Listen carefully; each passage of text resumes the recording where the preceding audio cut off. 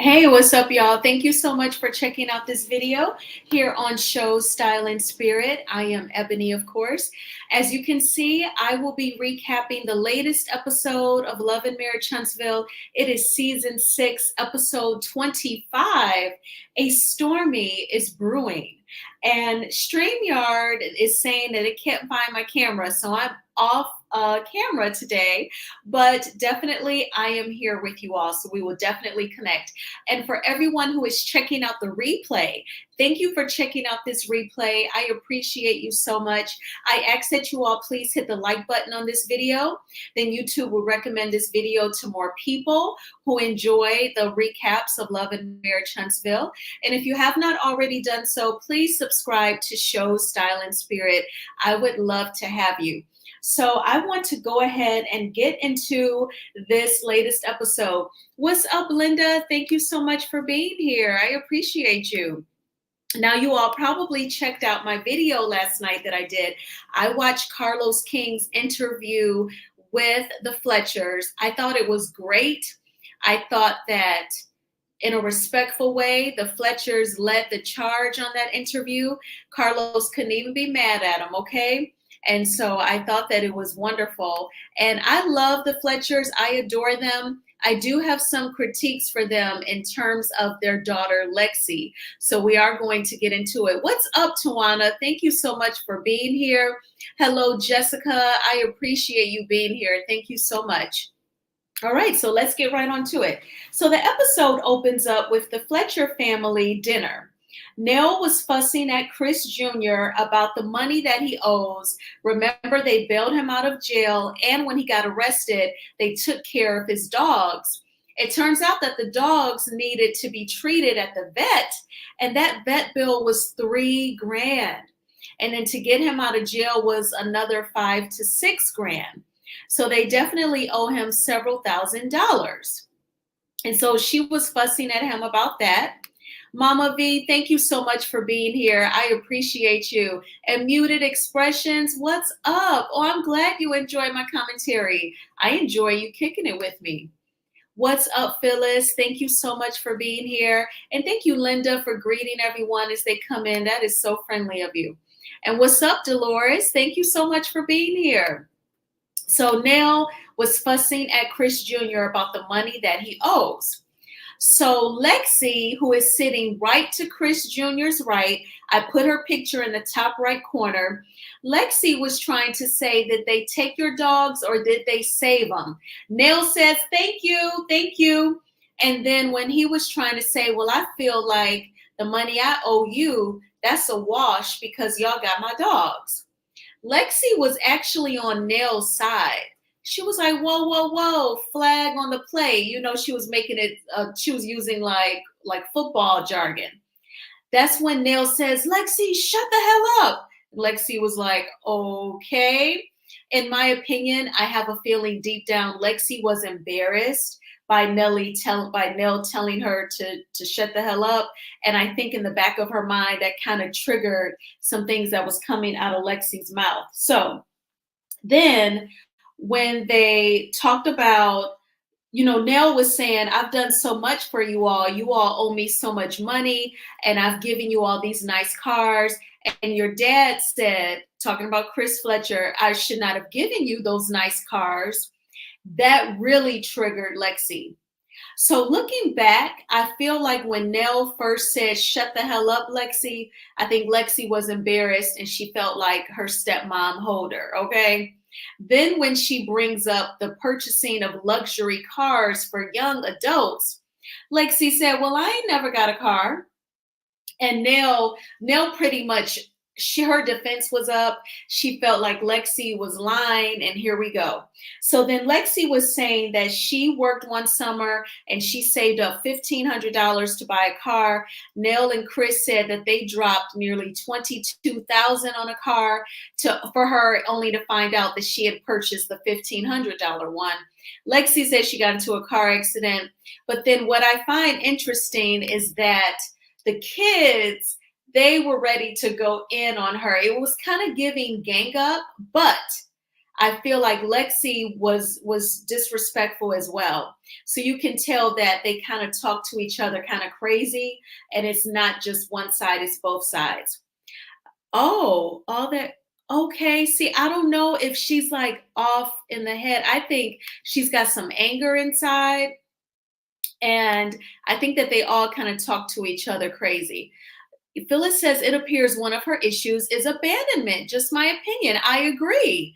I agree. And definitely, because even the sister Kayla, who sat two seats down from Nell, I felt like once she started talking, she had like a lot of fire for Lexi. She was like, Lexi, you were growing up in another household and you felt away.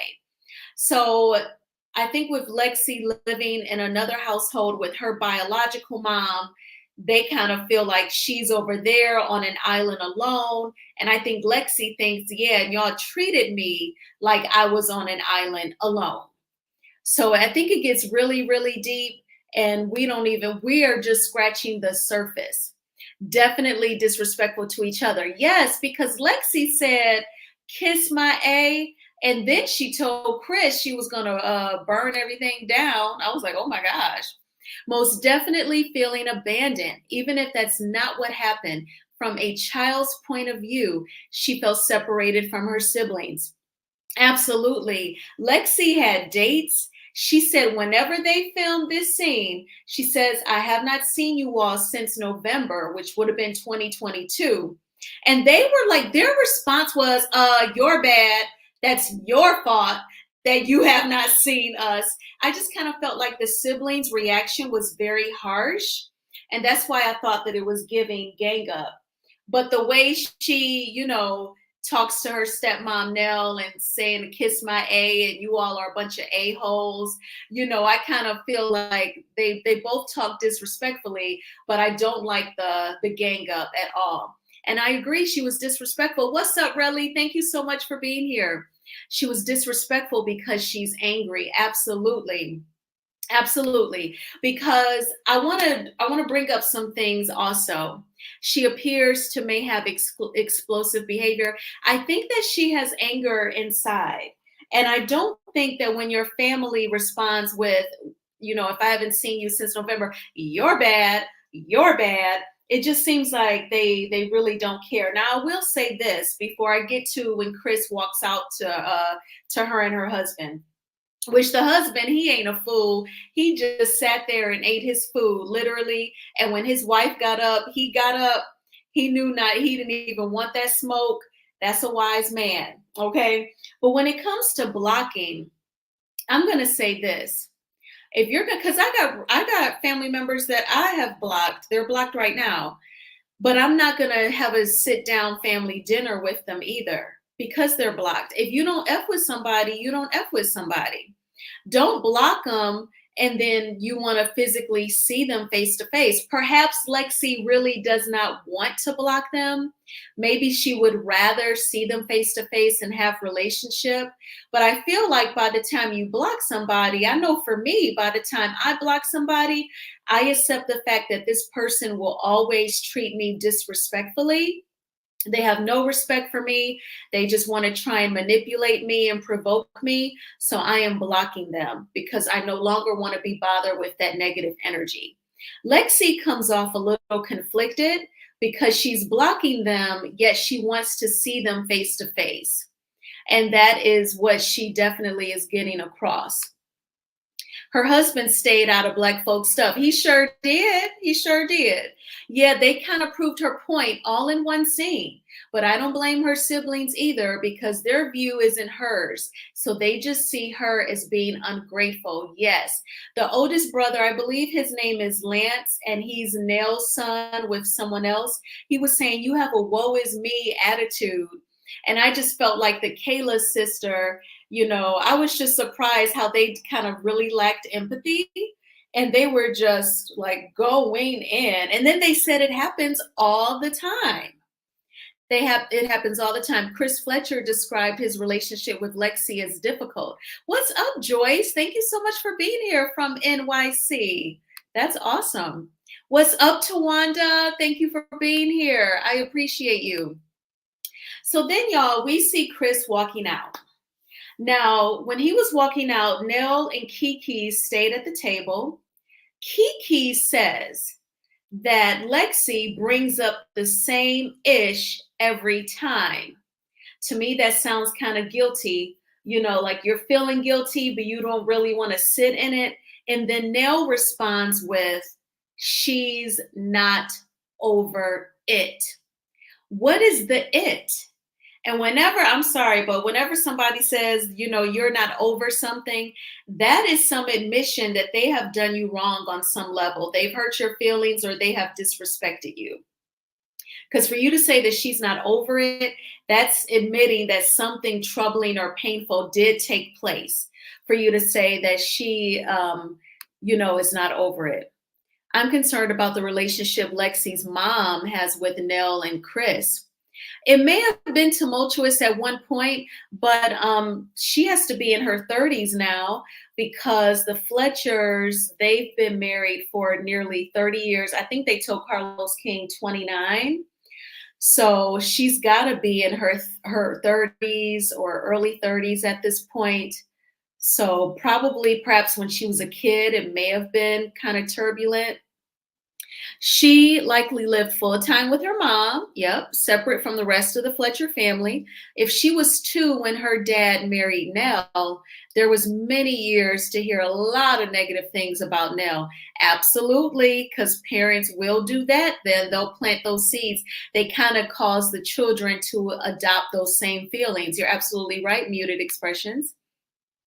That's the missing piece. What's that relationship like? I wonder why we don't see the same behavior Chris gave Lexi regarding Martell.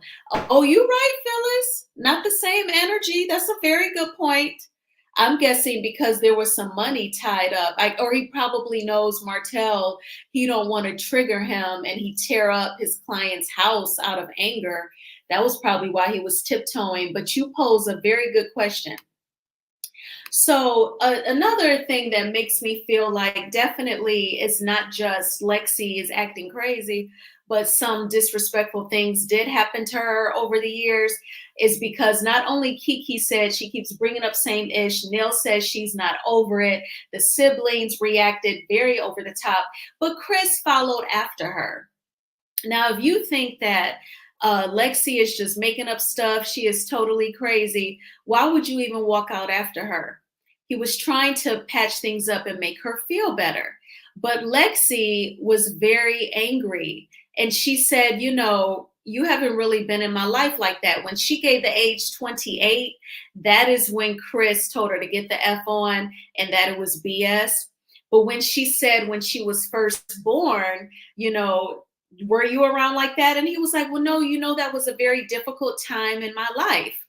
I don't know if he just meant like financial or if he was immature. He spoke with Carlos King about how immature men can be. I don't know what was the context of saying to Lexi, when you were born, it was a very difficult time in my life. It could have been anything. But that's definitely a very troubled relationship that I hope that gets healed. My goodness. But I think it's going to get very, very deep. We even see, I'll get to the point where we talk about the scenes that we see next week. My heart broke for Lexi, and you can clearly see that she was treated differently from his other children. Yes, and that's so empathic of you, Tawanda, to see that. Because, the siblings, they definitely didn't show any empathy. You know what I'm saying? And then it's kind of like I have a feeling they kind of go in on her so quick and they gang up because she does say things like, y'all can all kiss my A, but I think she's fed up and she gets tired.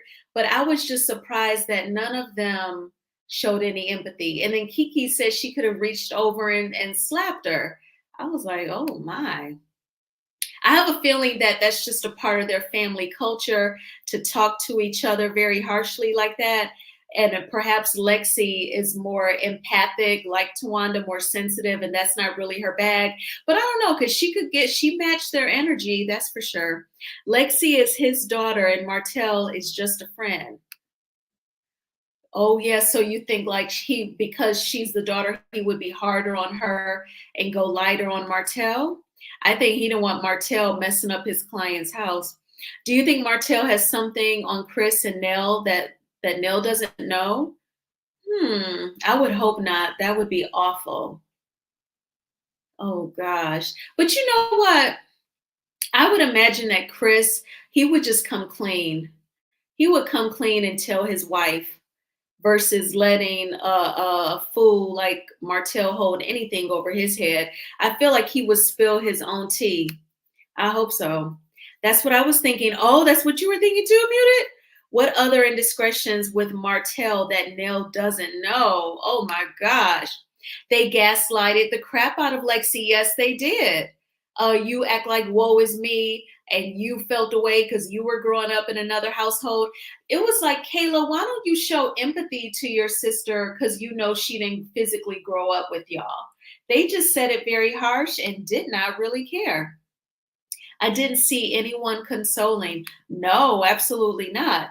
Martell would know about other indiscretions, in my opinion. He would, I have to agree.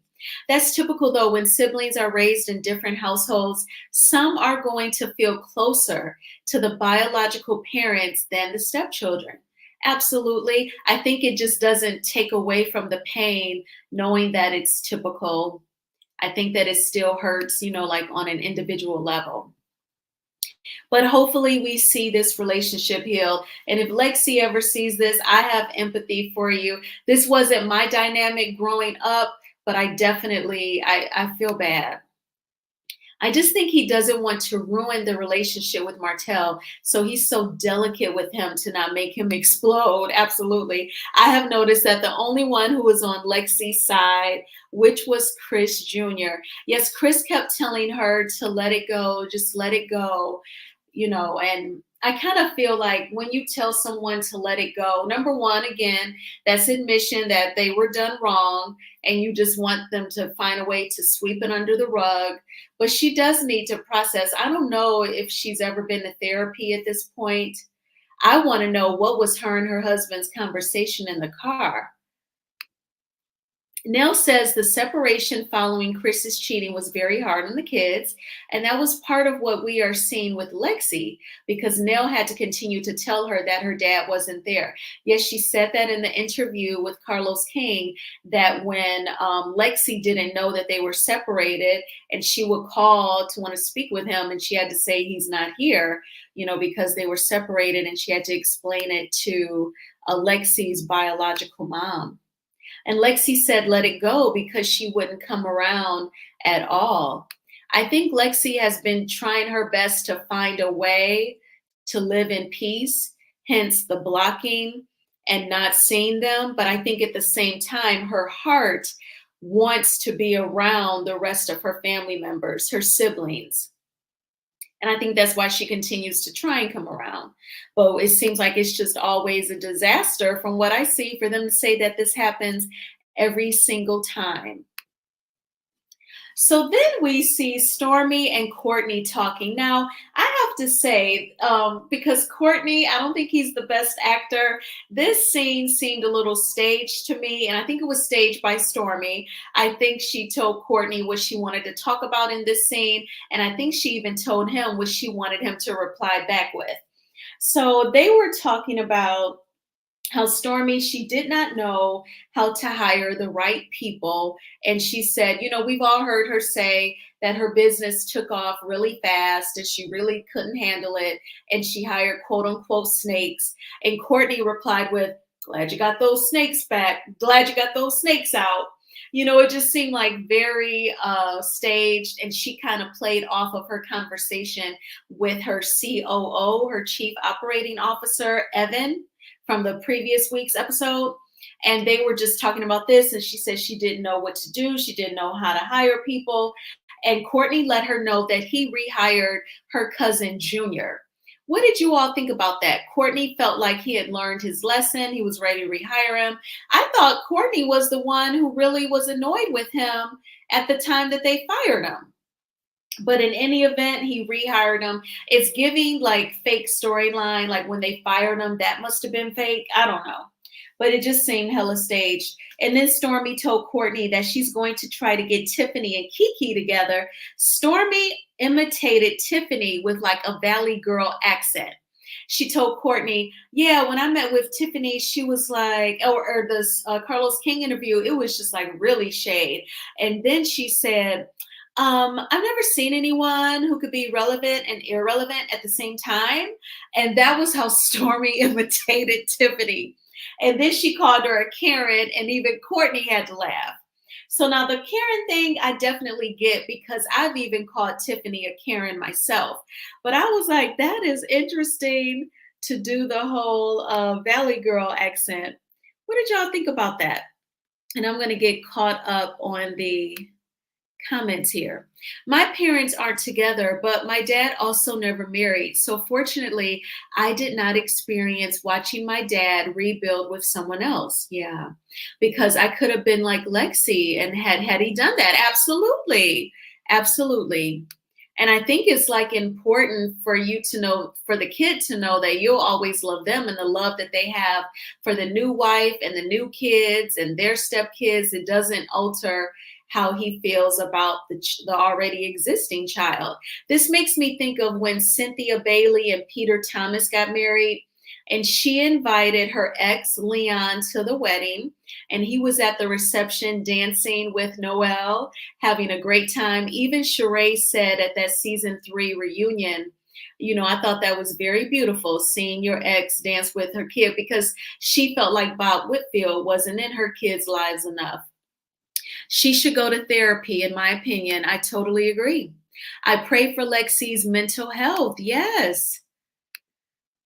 Stormy talked all around the mulberry bush. Tell us the whole story, girl. I know that's right. Junior was never fired. They are playing in our face. And you know what, Muted? I agree. I'm starting to feel like from this scene with him rehiring him, he was never fired. Because it's a lie. Junior was right back in that warehouse the next day. I know that's right. In order for Lexi's mental health, she is going to have to cut her dad and his family out of her life because they are too much pain for her. Yes, and you know what? That's the point that I'm at with certain people, Twanda. But I can tell Lexi, she has not had that revelation yet. Because I think she like wants them to accept her or treat her with respect. Everybody's not going to do that, darling. And you have to know like how the trees every fall, you know how the saying goes, they say the trees are about to teach us how easy it is to let things go when they drop all those leaves. That's exactly what we have to do sometimes. I had to do the same thing with my dad's family members. Word. Like the Michael Jackson song, You Are Not Alone. Same here. Yes, I love that scene with Noel and Leon. Yes, it was so just like happy and they were just jamming and Sheree had to say it. Like that is very beautiful. But yeah, she's thinking she's going to bring Stormy or Tiffany and Kiki together. And I was just like, this is a trip how she is imitating Tiffany, but she do get on everybody's nerves. And we are going to talk more about Tiffany when we talk about the upcoming scenes that we saw. We all had to stop communicating with certain family members. It's the truth. Yep. Lexi, she doesn't know now, but she'll get it. So then we see Martell. So it looks like they were moving in the evening. It looks like it was kind of dark outside. And we all know his brother Montez. Martell had Montez help him move out of the rental. Glory to God. He has moved out and he found another rental property. What I found to be interesting was Martell said that another realtor friend of his helped him find another rental. I said, Lord have mercy. So he is about to worry to death another friend who's a realtor by getting him to negotiate him getting into this rental home. I wonder, why does he do that? He can't just go on a website, Zillow or realtor.com, and find his own rental property. Is finding properties to rent that demanding that he has to go through somebody to broker it? I just find that interesting. Or all these realtor friends, are they begging the homeowners to give Martell a chance to rent the house? But in any event, they moved his stuff in, and Martell pulls out his cell phone to call Chris to let him know. Because, see, he's kind of been disrespectful this whole time. He wouldn't even let Chris know, obviously, well, I'm going to be moving out this coming Friday, or in 2 weeks, the weekend in 2 weeks, I'll start moving out. He obviously hasn't given Chris Fletcher any sort of, ETA to take back to the homeowner. Not if he's calling him from the new rental home and telling him that way. All you did was just do it for a scene, but your quote unquote friend, Chris Fletcher, you did not give him any sort of courtesy by giving him the heads up that you would be moving out. That's not a friend. I feel like that is not how you treat somebody that you call a friend. I guess he couldn't afford movers, right? Stormy still thinks her throwing the $40 million. I know. Now, I thought it was like 19 million at one point. It was a scene like a season or two ago with Courtney and Marcel. And I think it was season 5. He was like, and that's how we've made 19 million. Now it done over doubled to 40 million. Martell was sneaking out in the heat of the night because he didn't want anyone to see him. You're right. I bet that's what that was. Because I was like, they are moving in the evening? Okay. That's why I don't get Chris allowing this behavior. I know. I was thinking, because if it was me, I would be thinking the way this guy goes off, I don't want him taking a hammer or an axe and just going through the walls and the faucets. Let me kind of tiptoe, and I just won't ever recommend him into a house again. That's what I was thinking Chris was doing. Are those homes unfurnished? I took it that it was. When they did show the inside, it didn't look like there was much in there. I definitely think the properties that Martell has lived in were unfurnished, because he and his brother moved in like a glass tabletop, and I think he has some furniture. Now that's the kitchen. Martell let coleslaw make her official debut. Oh my gosh. That was, with that counter on the side that they were live streaming from. Yeah. Well, Chris did say in this scene, like, yeah, I heard from Nell that y'all had a heated exchange. Watch how you talk to my wife. So the producer that runs the confessionals must have asked Martell, did you feel like Chris was being disrespectful? Which was a messy question, considering the fact that Martell was the one who got hot with his wife. Martell says, oh, no, I don't think that he was being disrespectful. Chris just brought up Nell so that he can go back and tell his wife, oh, I talked to Martell about it. Basically, he was saying that Chris was just appeasing his wife. And Martell said he knows that both Nell and I can get hot, and he sees both sides. So, y'all, I don't know if Martell is delusional and he just tells himself that, or when it's just Chris and Martell alone, does Chris say to him, yeah, I know how women could be, or I know, I'm leaning towards, Martell was just being arrogant in his confessional, and he didn't like the fact that Chris did bring it up, did check him or semi-check him. And he's like, oh, he's just doing it so he can tell Nell that he did, just to appease his wife. Well, Martell, that is smart for him to run it by you, to tell his wife. He knows how to stay married. Sometimes I think that Martell is jealous that Chris has a good woman, and that even in his infidelity, they stayed together and worked it out. I'm sure Martell feels a way about that. What's up, Lisa Love? Thank you so much for being here. Hotel still has all of the previous marital furniture, which he's moved from rental to rental. So trifling. Y'all remember that Instagram Live back in the day when Melody first left him and he wouldn't let her get the kids' bunk beds, and she was so upset. I feel like I will never forget that. I know, girl. I know, really. Martell, everything said here is an opinion and alleged, just in case Marty want to stop by. That's just our opinion, Martell. Martell thinks he is so slick. I think he was surprised that he asked. Yeah, for sure. But he did not want to admit that, like, Chris Fletcher was bringing it up, letting him know, you don't talk to my wife crazy. He was like, oh no, he wasn't disrespectful. He just said something to me so that he can go back and tell his wife, that he said something to me. But he did let you know, don't talk to his wife crazy. Bottom line. So then we see where Melody meets with her best friend Brittany. They were actually college roommates. They went to college together. And she came over to help Melody with some orders. And, Melody was like, I have a bone to pick with Brittany. And she asked her, why didn't you come to my name changing ceremony? And Brittany said, well, I had a sweet 16 party to go to in Atlanta. And I really wanted to be there, but I could not.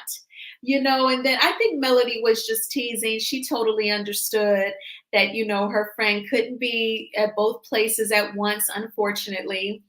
And they talked about how, she called Martell Buddy, Lil Buddy at that. And I just thought that was funny.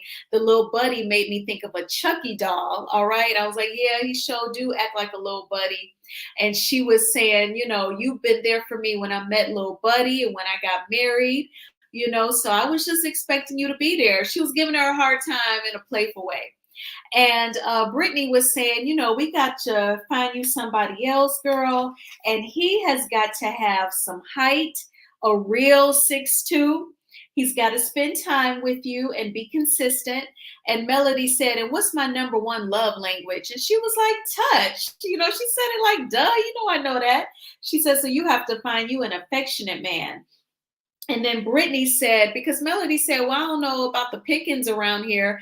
And Brittany said, we are going to choose outside of here. It's not going to be here. And then Melody said, well, yeah, because this could be International Kitty. And you could tell it was such an authentic moment. Brittany was not expecting her to say that. She was like blushing. She looked a little embarrassed. She even took the order that she was packing up and covered up her face a little. I thought it was so cute. But she was like, oh my gosh, if you're going to say that, keep that to yourself. So I take it Brittany is like the conservative girlfriend. You don't make the sex jokes with her. But she was not expecting Melody to say this could be International Kitty. Y'all remember, it was several months ago now, because we're in November. Melody went on vacation and she met this handsome Indian man. I believe they were parasailing and they were like partnered up, and she went live. I remember he gave out his email address. I was like, oh gosh. But I was thinking like they would have made a beautiful couple. He looked handsome. So when she in this scene said International Kitty, that is the first person I thought of. And I was like, yes, Melody, be open, girl, to meeting anybody and not worry about the color. I thought that was awesome. So let me get caught up on the comments here. There's a few.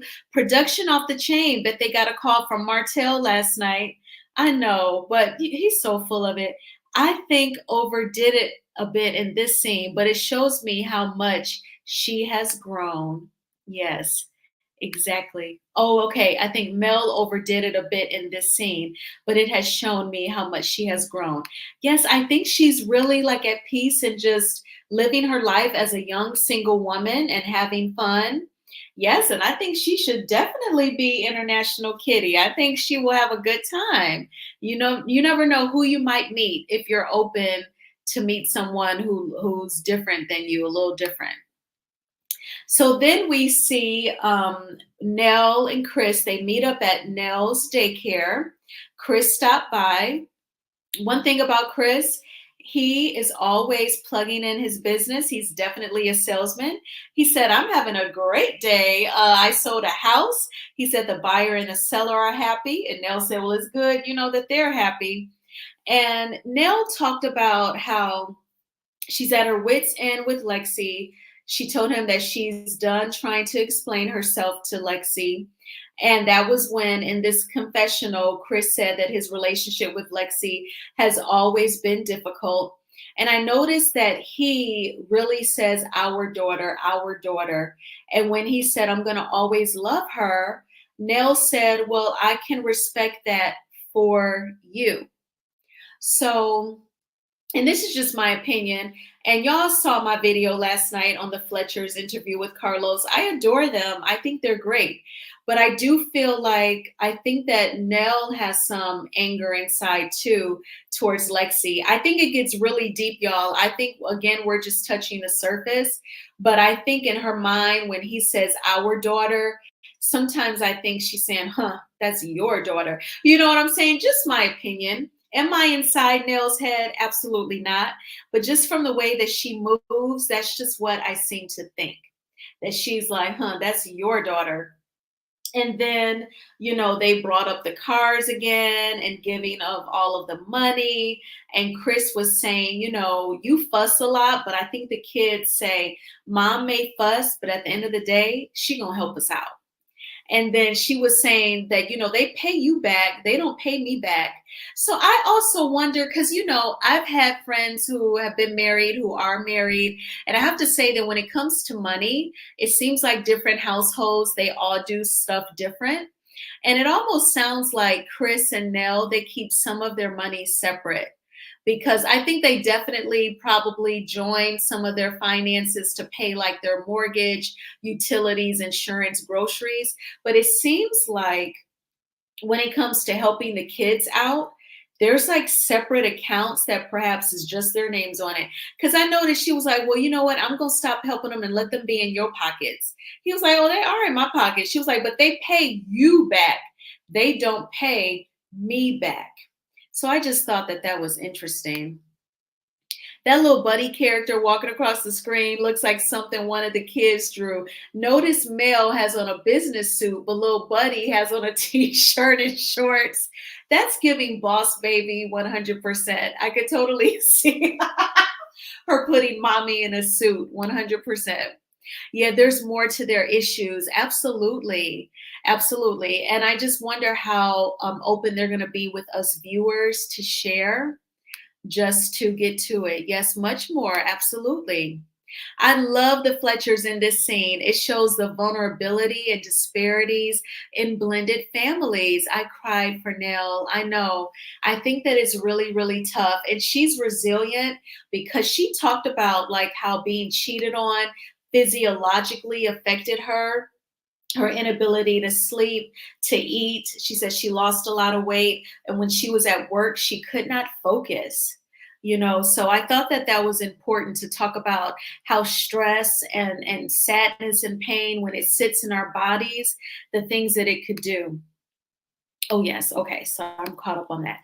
But I want to make sure that I talked about everything in this scene. But yes, I want to also pose this question to y'all, because I found it interesting that, for these young adults, they have already experienced driving Mercedes and BMWs. Some people pass this earthly life, they pass away, never having owned a Mercedes or a BMW.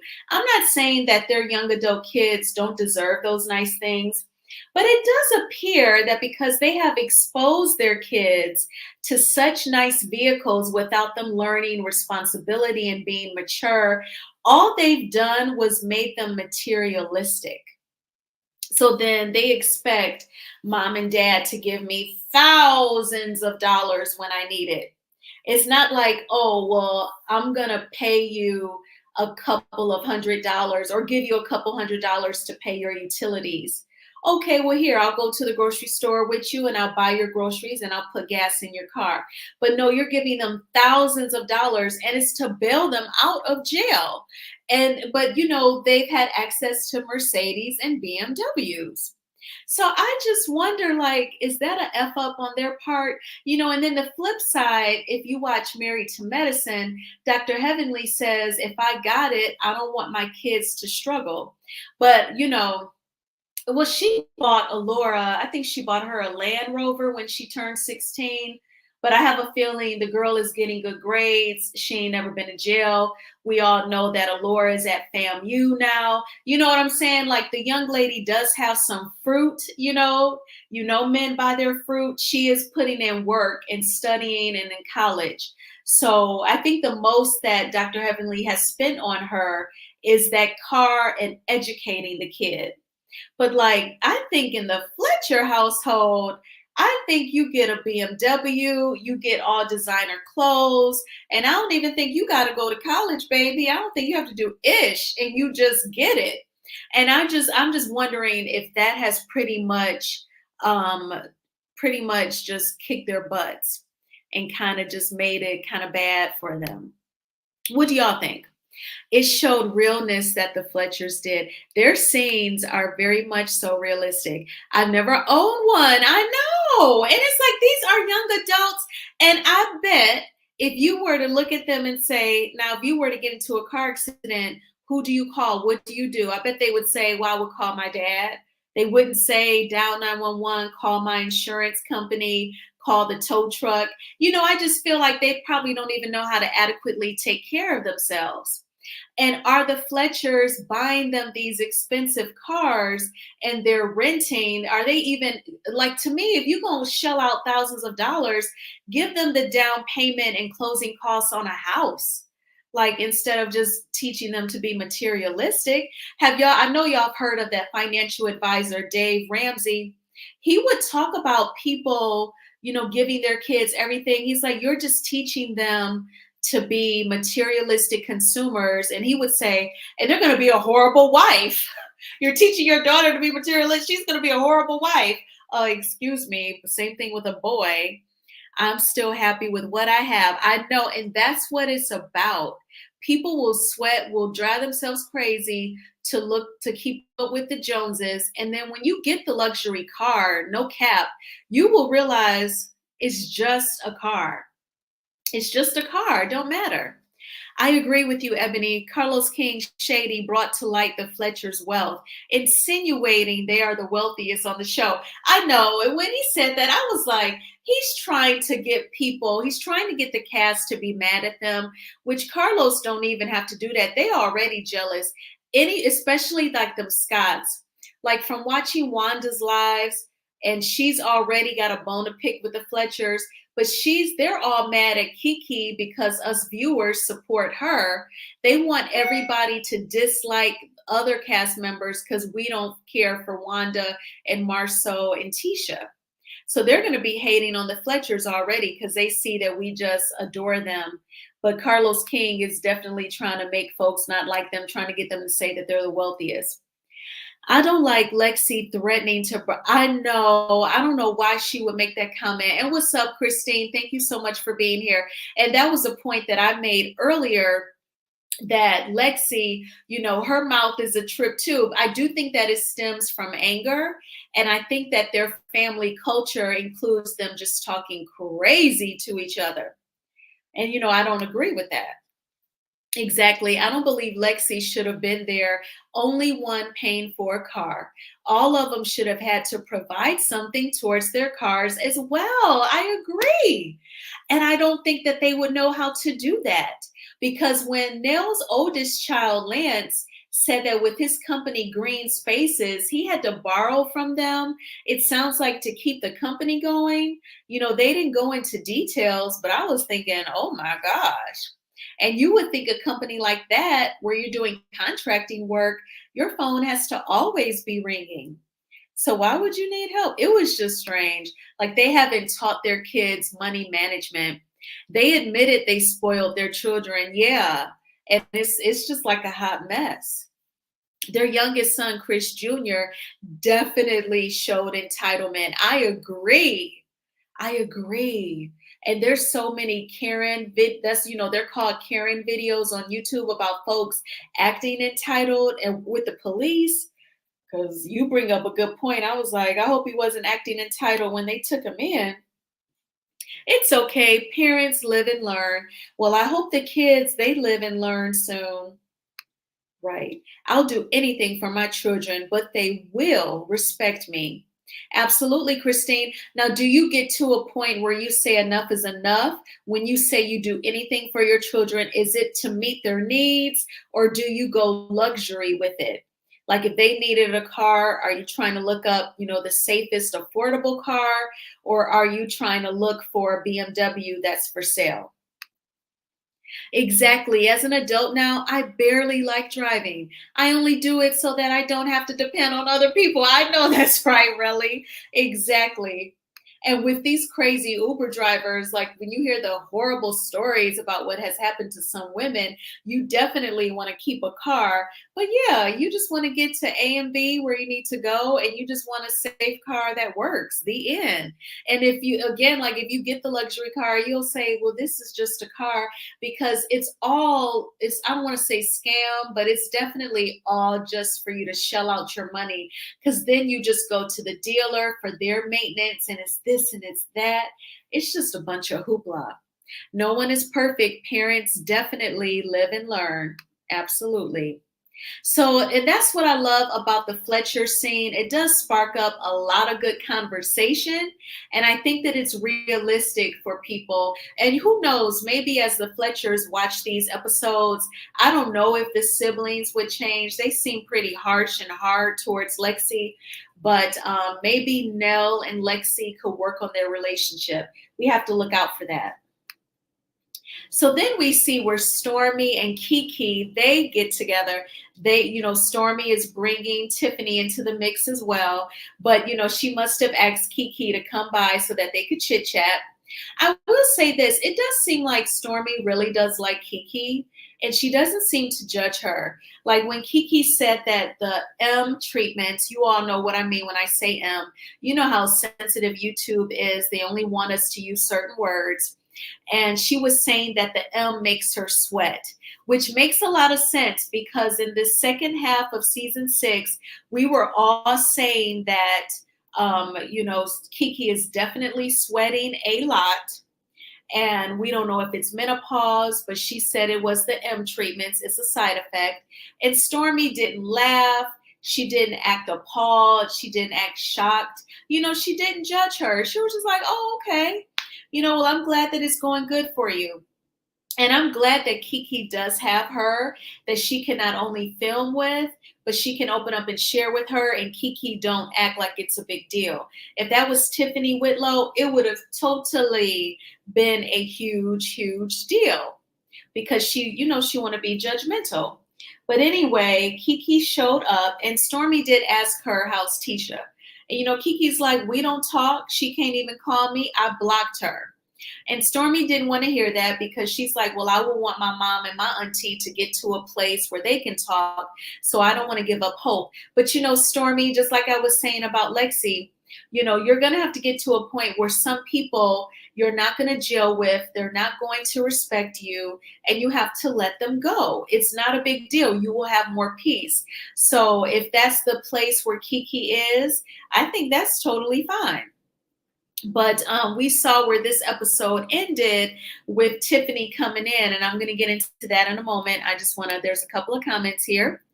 You don't have to be a perfect parent, but too often parents hate to hear they did not do something right. I have to agree with that. It's okay to admit you didn't handle that right, but moving forward, I can do it differently. Yes, and it's all about how people respond too, because I grew up in a family that is similar to the Fletchers in the way they go rah, rah, rah as soon as you express yourself.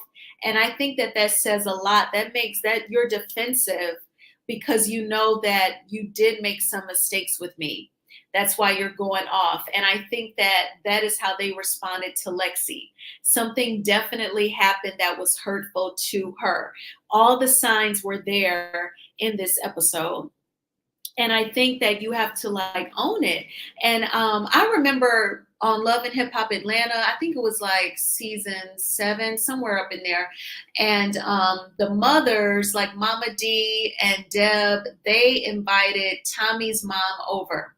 They told her prior to Tommy and Tammy Rivera showing up, when Tommy tells you what bothered her, you need to sit there and take it. However, when Tommy would try to talk, her mama would interject, and she would say, well, I was doing everything for you. I was boosting for you. I was stealing for you, and she totally didn't receive it. And Deb was getting upset. She said that is not how this was supposed to go. She was supposed to take it, whatever this baby said was bothering her. But I think some parents, they put up that wall of defense, and they totally shut down and don't even hear you. Now, I will say this because I thought a lot about Iyanla while I was watching this episode. And I thought to myself, if Fix My Life was still on and the Fletchers were on, I think that Iyanla and Nell would bump heads. I think that she would have gotten with Nell for telling Lexi to shut the hell up. I think when Nell said to her niece Kiki, she's not over it, Iyanla would have checked that. And I think she would have told the siblings and the parents, you all can't say that she just felt away because she grew up in another house. This is her experience with you all. She would have totally been there for Lexi. Definitely help my children with their needs, but if they want materialistic things, they will definitely need to meet me halfway. All right, that's fair. I feel Stormy and Kiki have a great friendship. Stormy understands Kiki's health issues being similar to Stormy's friend with similar issues. Yes, she does.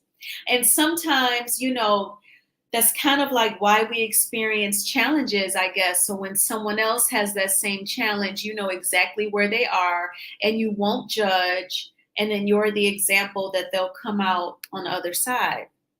Because Stormy has a friend who was addicted, I think she empathizes more with Kiki. What's up, Dee? Thank you for being here. And I totally agree. Lexi's mom may have filled her head with info that may not have been true. That's definitely a factor with her being the ex. And we don't know if Nell if Nell took Chris from her or what. I think that it's multifaceted and is really deep, and we don't know everything that has taken place. It's only natural that the child who didn't grow up in the same household would feel differently.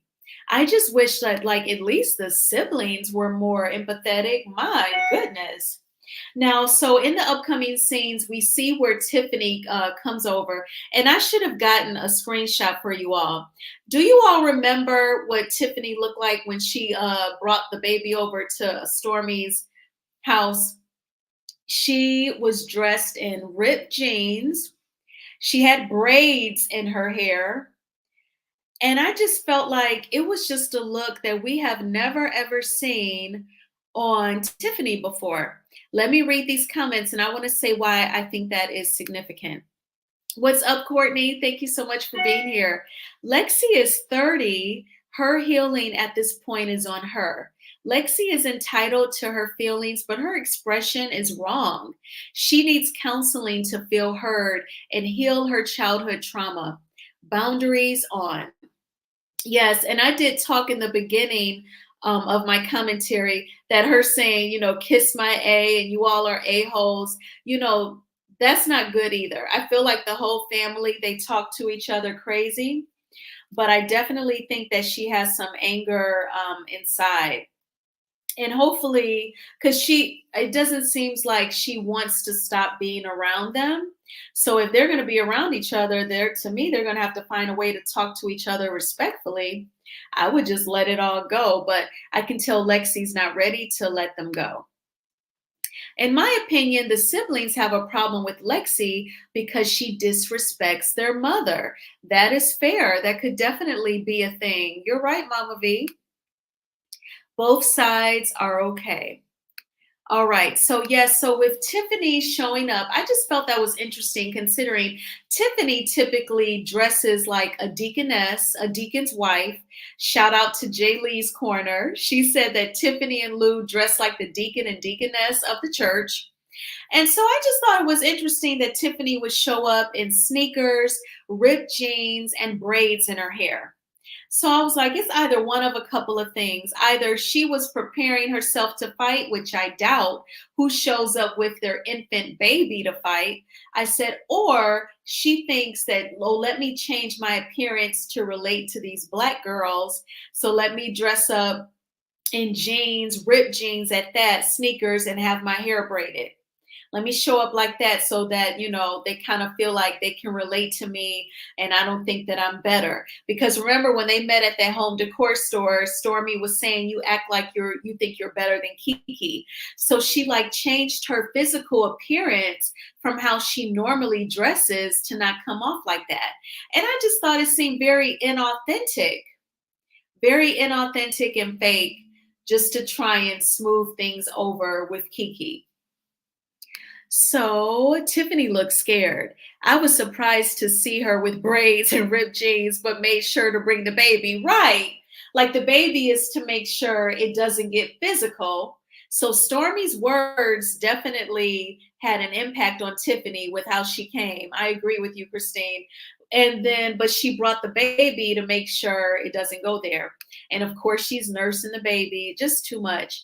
All right, Lisa, you and Courtney on the same page. Tiffany runs her mouth, then always shows up with baby Ace to try not to fight, shaking my head. Exactly. And then did y'all notice? So I want to get to the scene with her and Lou. So Kiki was talking to her calmly, and then we're going to see how Tiffany responds. And with Lou, he was saying, you know, things are a lot right now, but we have to ask ourselves, is it worth it just to be on TV, to do reality TV? Now, this pretty much confirms what we have been saying for weeks now, that Lou is over this show.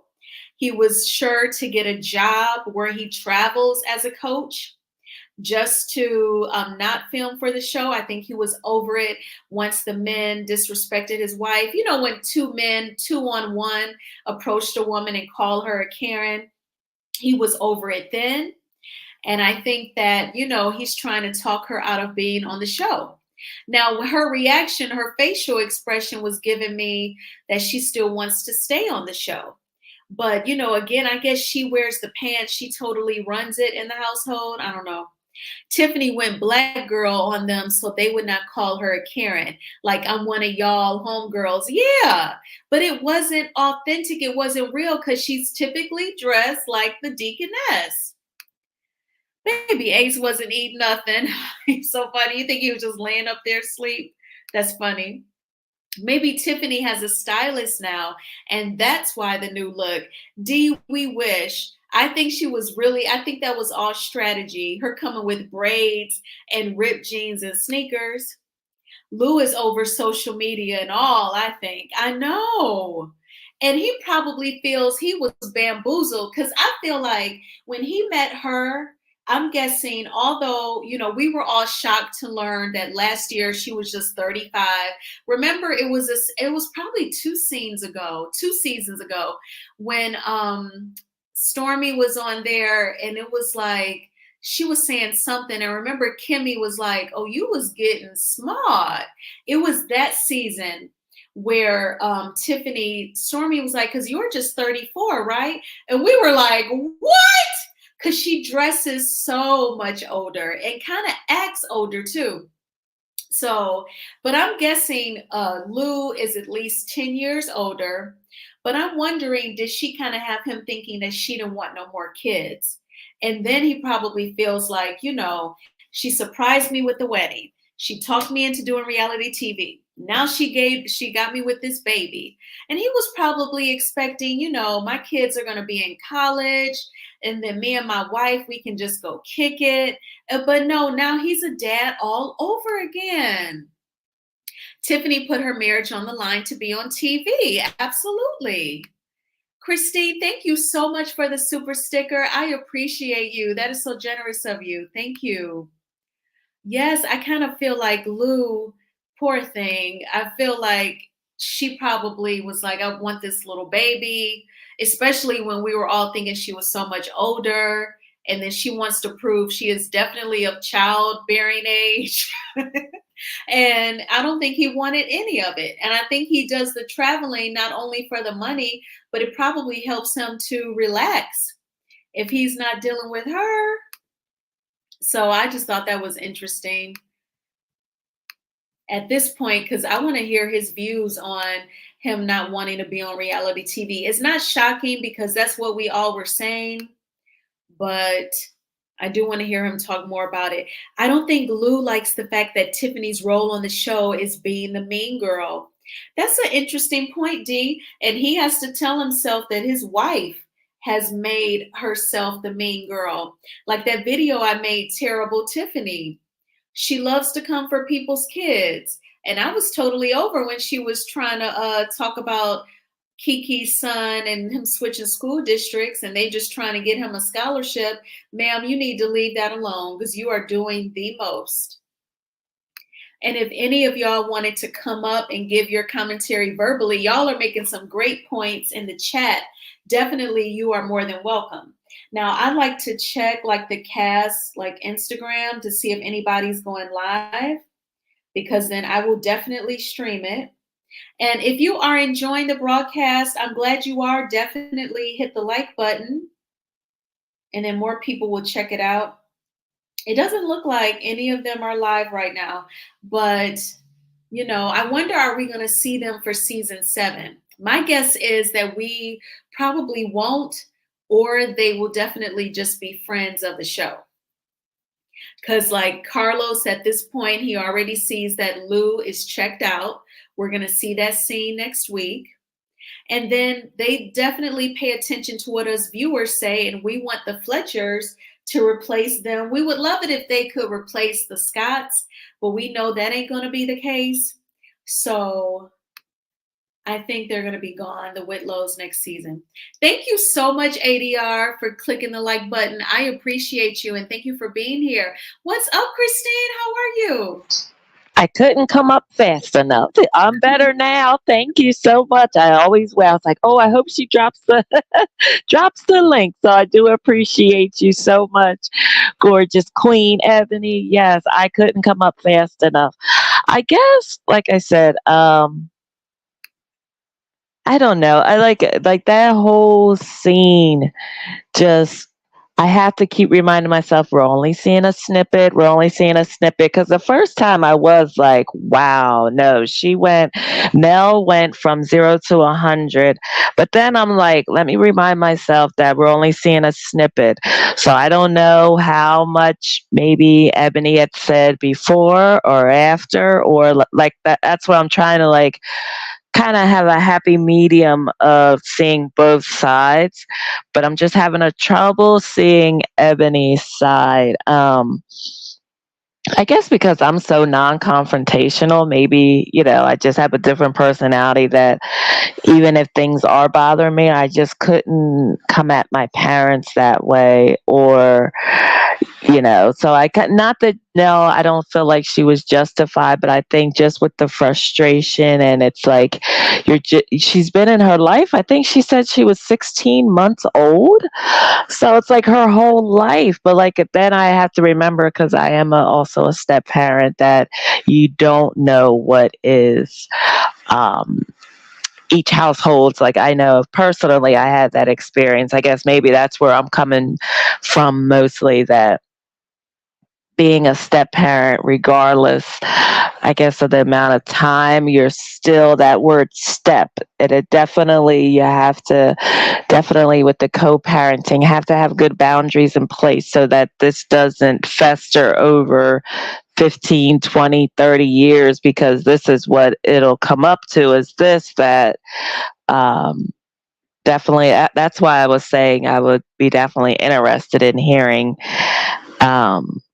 maybe a little bit more like from Lexi, but just in a more respectful manner. I get that her emotions are probably definitely involved, but yeah, just to see, like, I don't know if they're going to bring on her mom. I mean, not to bring her physically on the show, but just maybe a phone conversation. Like, that's what I was looking for. I was like, once her and her husband left, like, I wonder if like she called her mom, or if it's only her husband who is her everything. Like, he just looked like I didn't even get to even eat.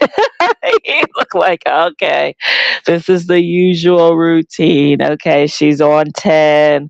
All right, let me just sit here quiet, let them go back and forth. Like, I don't know if my spouse could have just sat there, but I guess he's just like, look, this is new, we're on TV.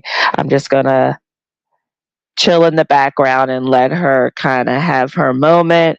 But I'm here for her when she's ready to say, when she says, get the car, I get the car, and I don't say anything. But I did like that when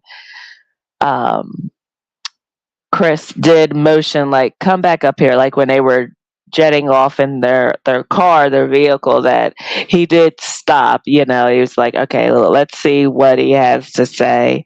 Let's just listen to your dad. I think he probably would have a lot to share and say. But yeah, I'm definitely liking them, you know, stepping up, so to say. I don't know, I'm kind of still mixed feelings about Nell, because it's like also the scene with Martell and just different things that I'm like, I don't know. It's like how she was saying that we counsel other people, but we have to, you know, every counselor needs a counselor.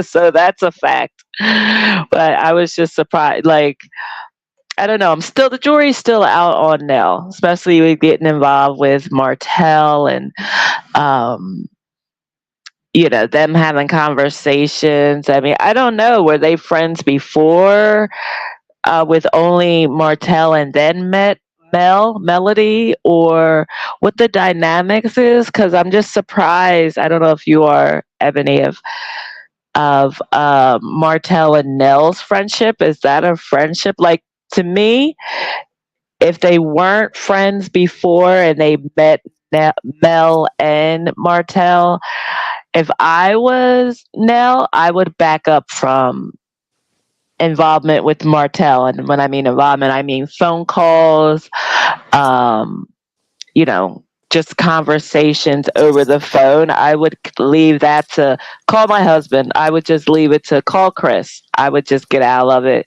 I just don't want Nell to, I don't know. I'm just always side eyeing Carlos, that I don't want it to come up like that.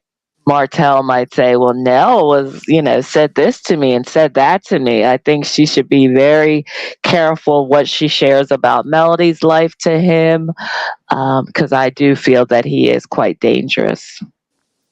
Yeah, you did mention, and I agree, Lexi, she talked just as harsh to the parents and her siblings as they were to her. And I think the family as a whole, that's how they talk to each other. And you're right, in this scene, when Chris Fletcher recommended that they get counseling, she did say, so the counselor's getting counseling. But like you said, the counselors need that. They need the reinforcement, they need the encouragement to be able to counsel others. Absolutely. And now, I don't think that they met Martell first. I could have sworn I've heard them say, like when they say in their confessionals how they're not going to take sides, they've said we've met them together. We were friends with them, you know, together with when they were together, and we're gonna, you know, support both of them separately. So I don't think that they've known one longer than the other. I think that they've met them together. Oh, good, good, good. Yeah, and that's what I was saying. Like, I mean, I'm not, you know, everybody can definitely, you know, help each other, and maybe, you know, hearing it from another point of view maybe has helped Martell. But I would just say, last but not least, I would just recommend, for me, I would just recommend to Nell to step very lightly and kind of back up from revealing anything, because I would just, you know, like, just my personal opinion, like I said, with the way his temper has been and what he has shown, I just, part of me, I'm really always looking out for Melody's safety, and timing of everything. So I don't know. And now, again, it is a show, so I'm sure producers said, when Martell comes over, this is what you're going to ask him. But so there's the show aspect of it, but I'm just thinking of both, like, yeah, it's a show, but also safety, for herself, for her marriage. She doesn't want to have too many conversations. I mean, unless they're always on camera, I would be personally, Ebony, I would be scared to have any, well, not scared, but I would be very cautious of what I say, how I say, and to who I say it to, because, like, even my fiance has had, you know, male friends, and it's just very like, a man is going to be a man. So I just have to always remember, I mean, with anybody, but just to protect yourself. You don't want them to come out and say, like call you at 11 o'clock at night. Why are they calling you? Why is Martell calling you and not me? You know what I mean? Like, I'm Chris, I'm his friend, like, why isn't he reaching out to me? Why is he calling my wife? It can, to me, I don't know, maybe it's just me. I don't want it to lead to her down a rabbit hole that she may, to cause more problems or anything to their marriage. Even though I think from my observation, I think Chris and Nell are solid, but I just think that, I think going forward, just focus on their family. I think that's wonderful that they wanted to help Melody and Martell. And I think now it's like, okay, now we get back to focusing on us. So I am glad and looking forward to them going to therapy. Like I said, all counselors need counseling. Every therapist has a therapist. Every counselor has a counselor. So I am definitely looking forward to it. But again, 1,000,001 thanks to you as always, Ebony. I love your commentary. I love how you have such a great way of looking at things. Like, you're always looking at all angles and not just one angle. So I do definitely appreciate that. And I have learned so much from you, definitely, like, even like you said, like with children, like, I'm like, I'll do anything for my kids. But then when you said, I have to think about it. But then, you know what? No, you are right. Material things I do. If you want that Mercedes, then guess what? You're going to have to, I'll help you if I can. But the Ford and the Chevrolet is just as good. But That's if the Mercedes is what you want, then you can get it. I remember when I had a Toyota. And it was funny because when I had to get work done on it or something, and they're like, "Oh, well, we don't have the parts here at Toyota, but we'll call Lexus." And I'm like, "What do you mean Lexus?" And they're like, "It's one and the same." Like, it's funny how different, big name brands, such, like, even if you go in the grocery store, you can buy the name brand or you can get the off brand. And then when you read the ingredients, it's the same. But I try not to, like, if someone likes something nice, I know I like, maybe I like a couple of things, like from Coach. I like the Coach brand. So if I have earned it and I worked hard enough and I would like to spend a little bit more on on a purse or something or shoes, then I will treat myself. But like you said, it is a fine line between that and materialistic that I have to find a happy medium. wonderful. Well, I'll circle back to you in a moment, Christine. Thanks again for being here. What's up, Succeeding to? Hey, How have you been? Ebony, how are you? I've been doing good. It's good to see Good, you good to here. see you. What And were your thoughts on this episode? so I really enjoyed the episode. I really did. I think the Fletchers are bringing something that, the Scots have bored me the entire time they've been on the show, honestly. I think all their storylines have been fake. I think from the start, with Tisha wanting to go out and work, all of those different storylines that they've had have been fake. I think just even Maurice, I don't think he would have gotten married if it wasn't for the show. So it's refreshing to see the Fletchers because you could see it's genuine what they're bringing. Now, I have a different look when it comes to Nell. One, I think she's doing her job. So I know sometimes we're watching the show and we're watching it in a way that we don't even live our lives. But we have this expectation because we're watching a show play out. Nell could handle herself. She could probably curse, cuss, and politely tell Martell where to go in quite a few ways and never blink an eye. Yes. I just get that impression. She's on a show. It's a reality show. They're there to do a job. Otherwise, there's no entertainment. If she's not bringing up what Melanie is having, there's not going to be any entertainment because the purpose of that is to get this reaction from Martell that only he can give. Melanie has security. She doesn't need to worry about him. And, and she said, you all do a lot of worrying about me, but I can handle myself. she didn't make it as far as she has, not being a smart cookie. So she has said she doesn't go without her security. Her security is safe for her, and they are armed and ready. They sit on ready.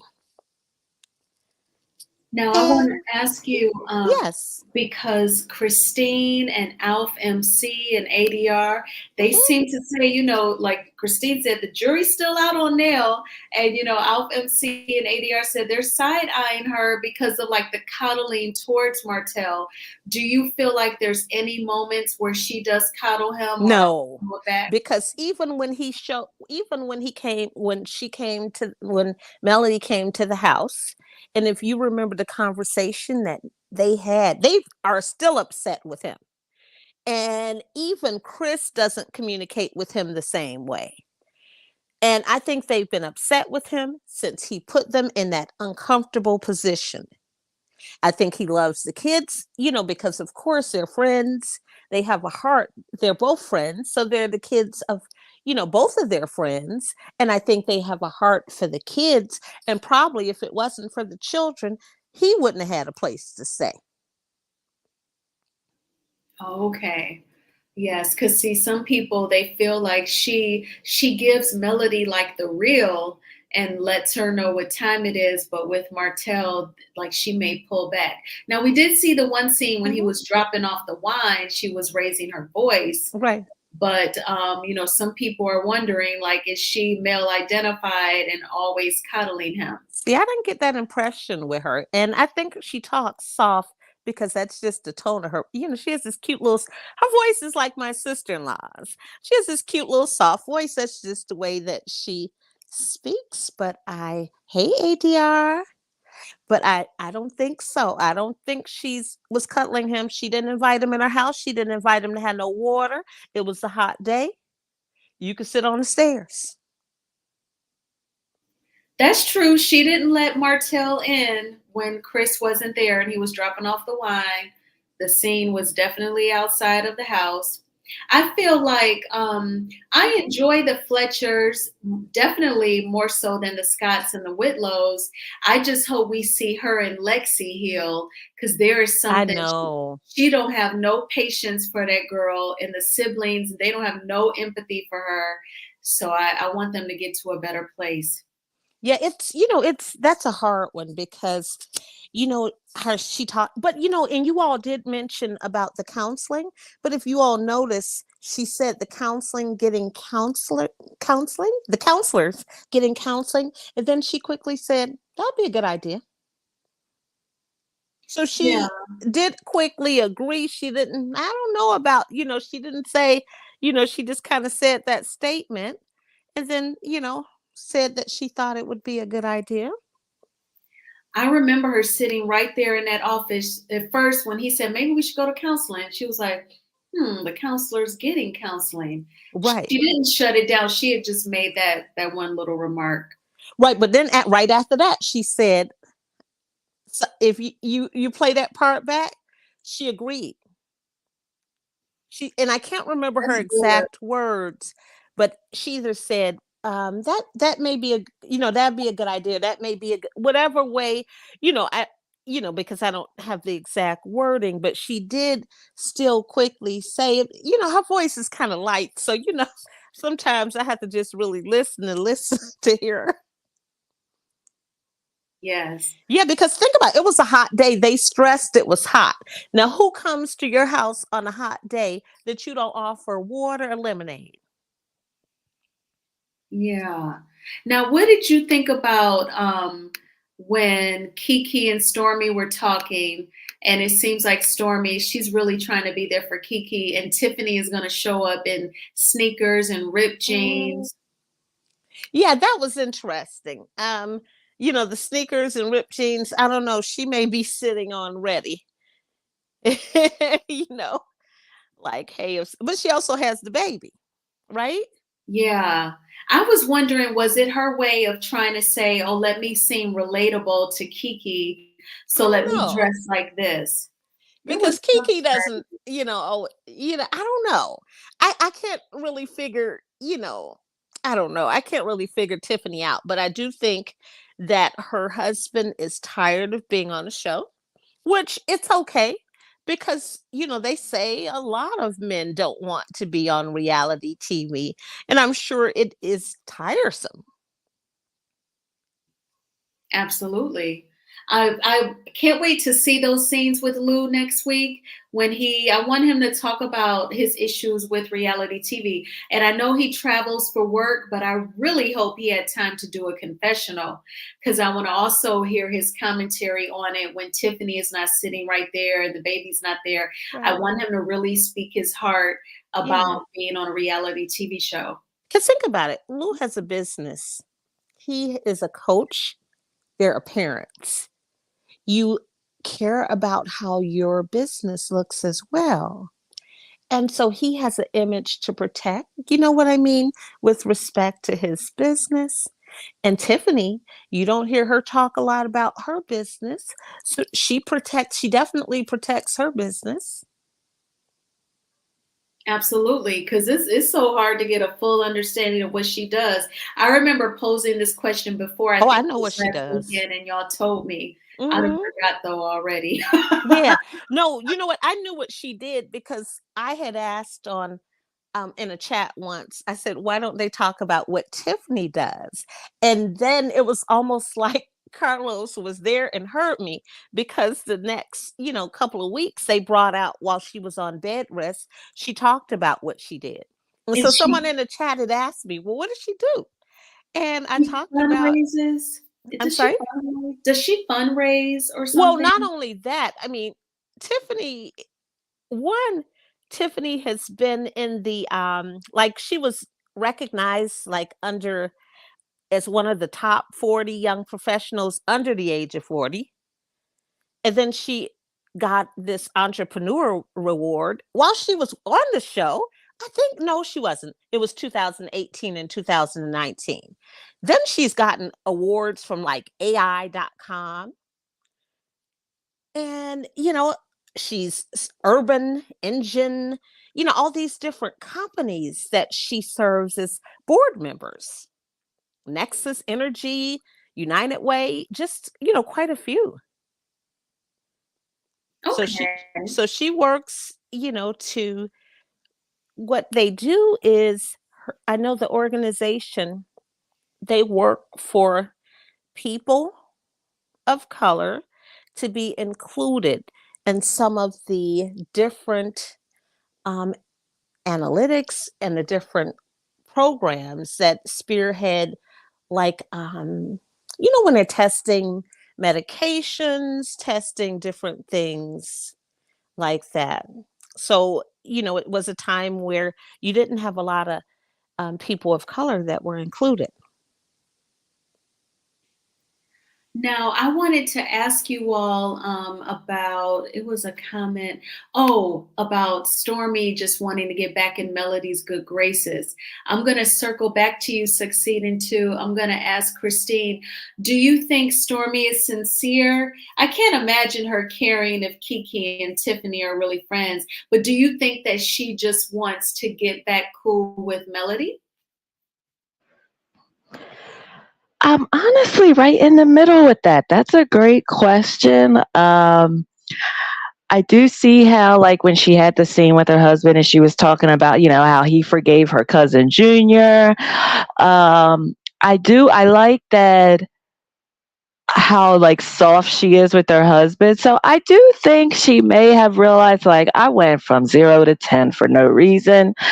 And during that time, she did go through a lot of trials and tribulations, her business, where it was like I think she may be realizing, I really like with anybody, we're all human was like we all can be winners. You don't have to put somebody else down. You don't have to worry about, okay, Mel's business got 10 million. I got to get 20, 30, 40 million.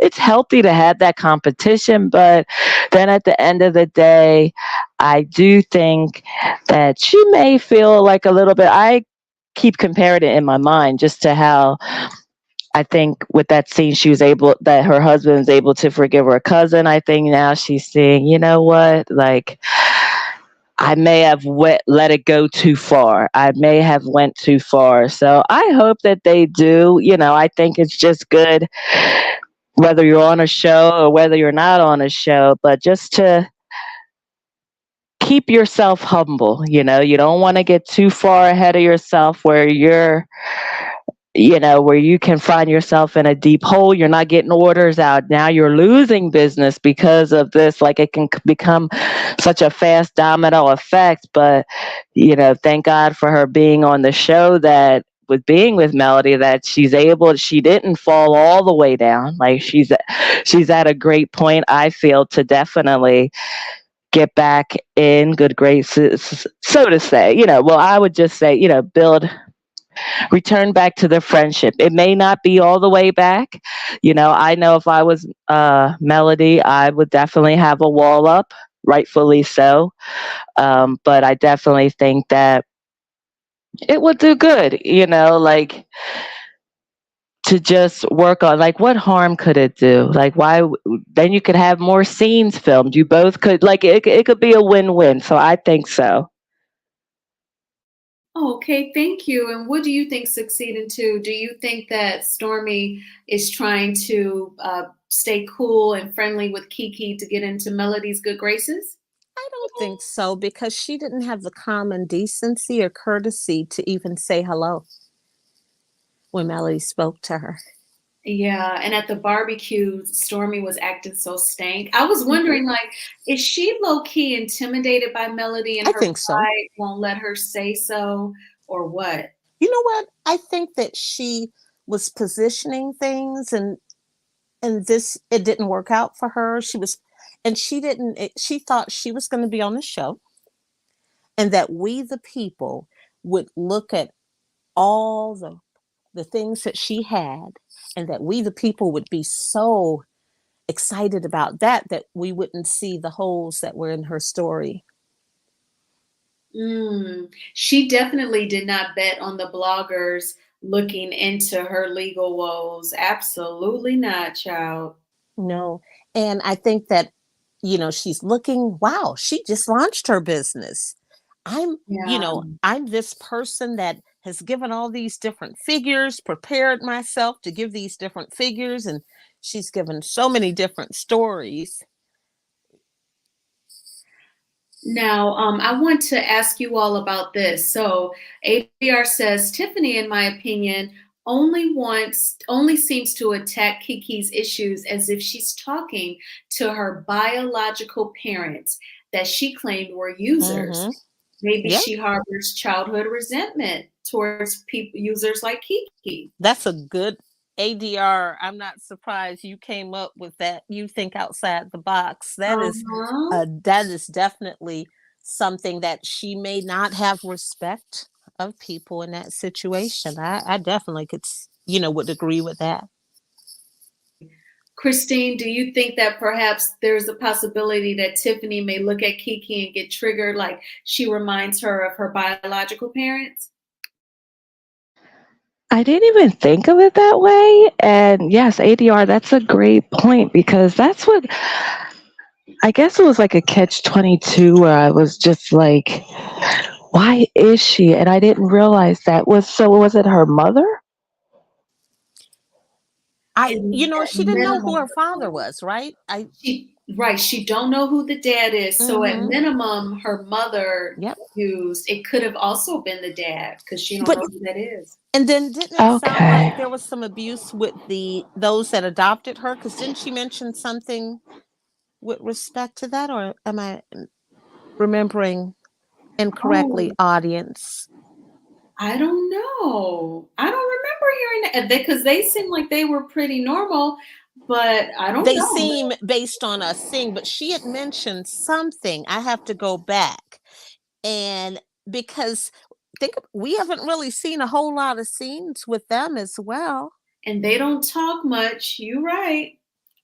I just figured they were up in age, very elderly, and perhaps were shy when the cameras were around. But they just look like, like an elderly You know, You know, those would be the uh-oh. worst kind. You saw Granny on Beverly Hillbillies, they'll cuss you out. Yeah, I don't know. I thought she said something with respect to them because remember she had that was kind of why she had this life even at the age she was because it was something that went on even there. Oh, wow. Well, she's probably definitely triggered by Kiki's situation then and taking it out on her subconsciously, may not even realize. I agree with Kevin. Stormy wants to stay on the show by any means necessary. I wouldn't trust any of them if I were Mel. Mel knows to treat them with a long handle spoon. Absolutely. As long as she's on the show, it is free advertisement. Now, do you all think that Martell, because I felt like this entire time he's been disrespectful towards Chris with not moving out of the rental in a timely fashion, and the fact that he would move into the new home and that night would even call Chris to let him know, that lets me know he did not give him the heads up or anything. Do you think that Chris would tiptoe around him because he didn't want Martell tearing up his client's house out of anger? That makes sense. That's how I would move if I made the Yes. mistake of doing business with Martell. I would be like, oh, well, let me not go off on him Right. for squatting because I don't want him tearing up this man's house and I'll have an even bigger problem. So I bet he was just at home every night praying and Martell would move. That makes sense. Definitely makes sense. Yeah. And that's what I mean when I said earlier, like about his temper. Like, you could have security, all the security in the world, but just the fact that I feel like Mel knows how to kind of tiptoe around as far as the same thing with Mel. I feel with Martell that he is just really. I mean, I'm not. I would say, you have to have your walls up with him, and I couldn't even imagine being Melody and like that. Our kids, our children, my children that I have with him, I have to literally tiptoe to keep him kind of a happy, neutral as much as I can, but still have my life in place and still have my goals. And my children's safety is number one, to keep them safe. And so I do think that, I actually, at first, I was like, why are they like kind of coddling him? But I think with someone like Martell, you just kind of live and learn that let them blow up, whatever. Like, I'm going to still defend myself. I'm going to stand my ground, but not going to push him too far. So I think absolutely, I do agree, Ebony, that definitely Chris is just trying to handle him in the most professional way. And yes, we are on camera, so I'm not gonna, he's gonna make sure he does it, you know, as if we were out in the streets, so to say, where I would cuss, he would probably, I'm sure, cuss him out and maybe even get into a physical altercation. But at the end of the day, it's like you live and you learn. We all grow up. I think Martell still has a lot of growing up to do. I'm not sure. I'm still in my mind, the jury's still out, so to say, about the Tiffany and Kiki thing. I don't know if that is a trigger. It may be, but I just feel like she's always had it out for her. It's like, oh, she was jumping the fence to get into a game where both of our kids were playing and she didn't want to pay. Like, it was more things than just this particular health issue that Kiki is dealing with and fighting. And I do have a soft place in my heart for Kiki because personally I have dealt with this. So I definitely do know. And that's why I do become a little upset or maybe even triggered when I feel like they're playing with it. And I don't think it's not a playful subject at all. It's literally life and death. So I know, sometimes, you can't control when she is sweating. That is definitely a side effect. I mean, just something that she is dealing with, but I love that she's just taking it on, and this is how it is. Kiki said, I'm hot, I'm sweating, my medication, it's just like any other medication. There are side effects. So I just really am hoping, and I'm very happy that I'm hoping that Stormy is sincere as far as with Kiki, and that I really want to see this particular subject really be taken seriously. And like I was saying before, I need Tiffany to dial it all the way back down, because I don't know, God just don't like ugly. So regardless of what she's going through or maybe feeling triggered, I just feel like that there needs to be more, AKA respect, put on Kiki's name of what she is going through, because it is very much life and death. I mean, as far as people who have had this same addiction, it's like she said, it wasn't like, oh, I'm going out on the street. I'm going to the pharmacy the same way anyone else goes.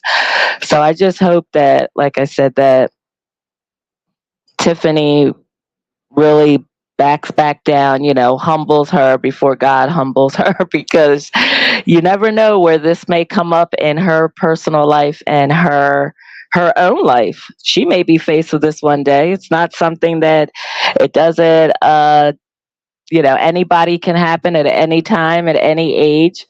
But I definitely do think that Tiffany does need counseling.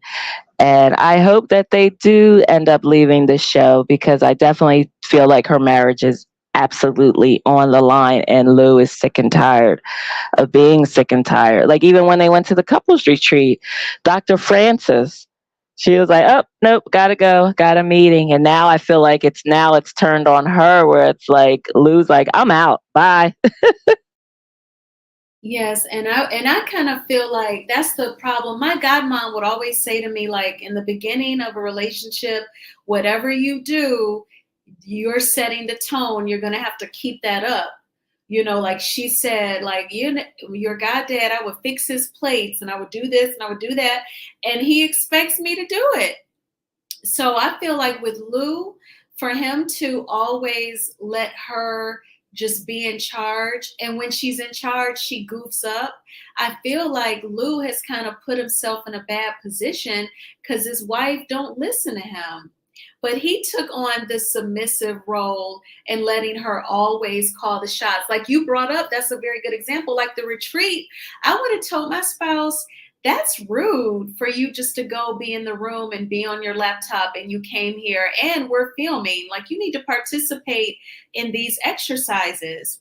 And in Dr. Francis's confessional, he said, like, I think Lou will always just pick up the slack where Tiffany won't do.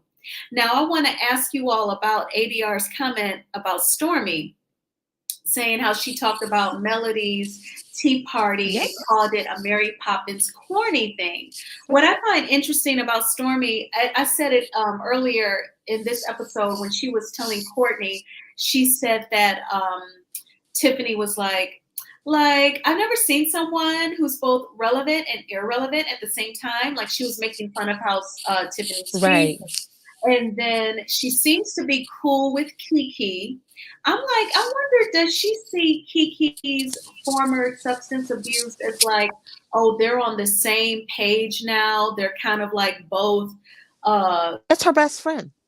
Like hood or ghetto, like we're over here, and then Tiffany and Melody and the rest of them are over there. Like, is that why you're friends with Kiki? Because you see her in a negative light because of her past? Yeah, I think she connects with her because of her best friend. Her friend who struggled, right? Correct. Okay, and yeah, and the other thing is, remember, they bonded. At first they were, Kiki was kind of giving it to her, but I think that she came on thinking that she being Stormy, came on thinking she was Gangsta Boo, and then she met Kiki. And remember, if you remember correctly, they were at that spa, and Kiki was letting her have it. And Tisha had to calm her down with Stormy. That's true. And I think that she realized that Kiki was not the person to play with.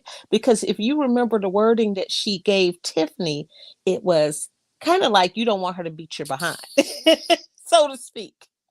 Yes, she did. She was forewarning Tiffany, like y'all might end up fighting. because this is how she is. So I think she realized how Kiki was, and she said, you know what? She's not the person for me to play with. See, she know Melly be sweet to her. You know what I mean? She's not gonna, you know, but she knows that she's not the person for her to play with. Yeah, for sure. I just realized that because we've heard Tiffany or Stormy, I combine Mhm. their names. We've heard Stormy like call herself, ghetto, and Right. her mom called her the B word. So I'm like, I wonder, I hope that's not the only reason why she's being friends with Kiki, because she thinks they can relate on some sort of level like that. I But think she definitely relates to her because of the best friend.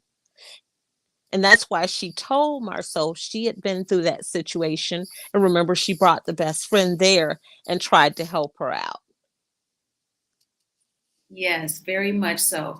Now, earlier, Dee was saying in the chat, like, wow, they even let it air that next week, Lou is going to say that, is it worth being on reality TV? And she was like, isn't that called breaking the fourth wall?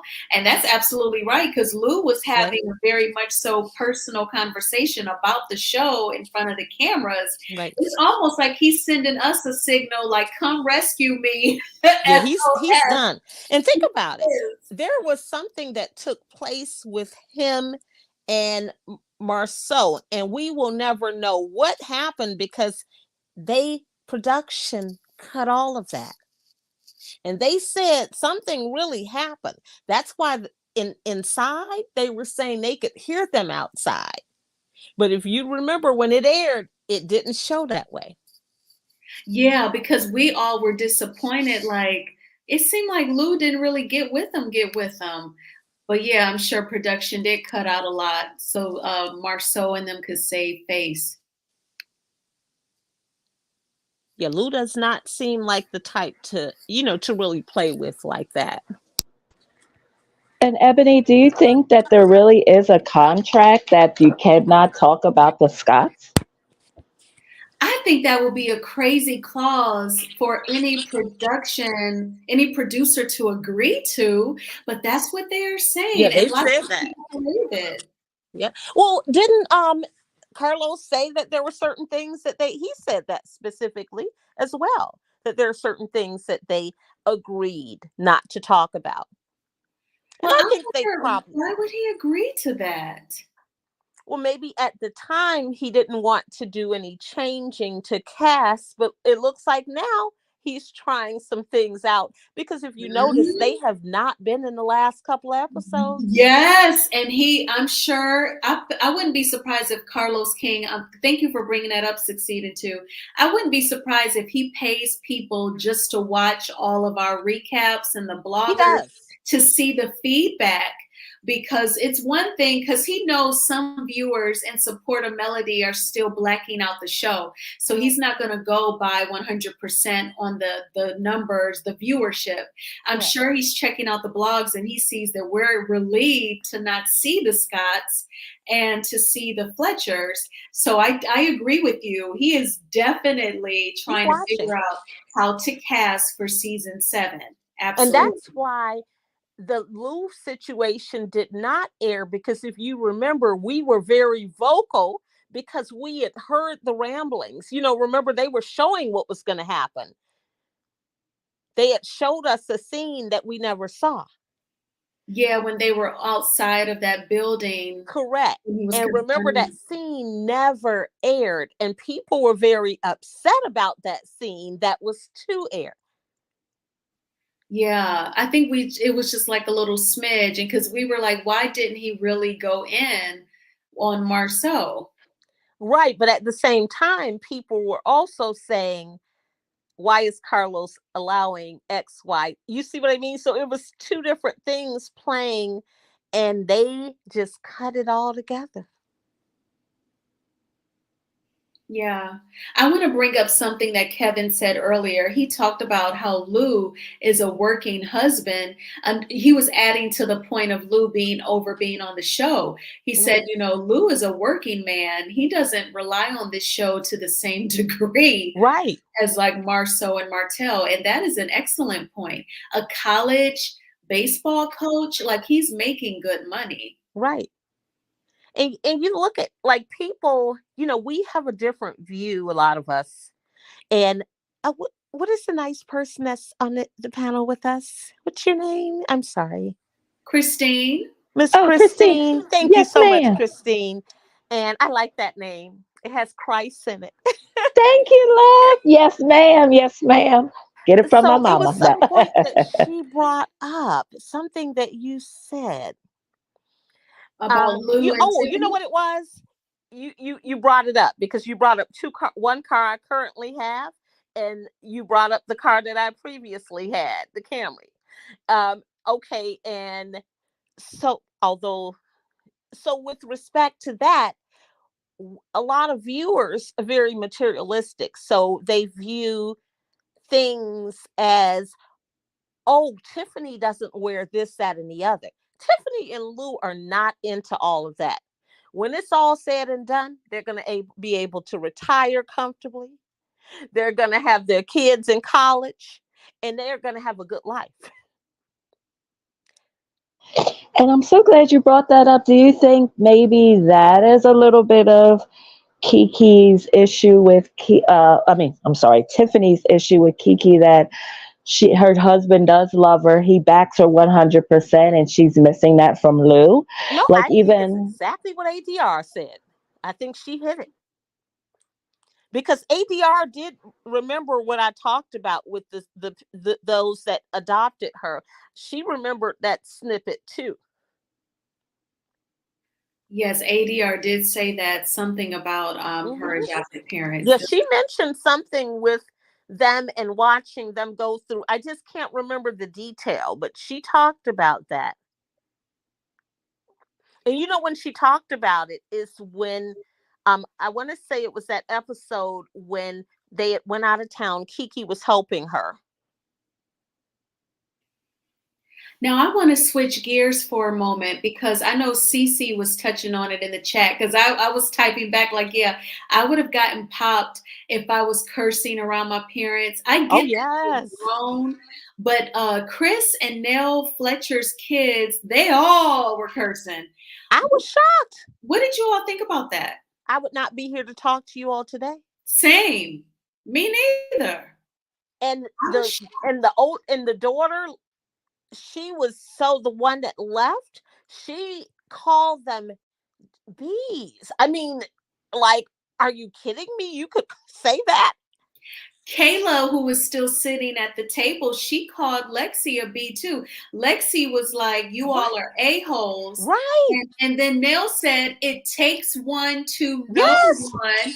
So, and she's the mother, the stepmother. So I feel like I remember a lady told me once that a woman sets the tone to her household. yes, that's true. So if the woman is cursing at kids and saying it takes one to know one, remember she told Lexi shut the hell up Right. when Lexi was on her side regarding Chris Jr. and the money.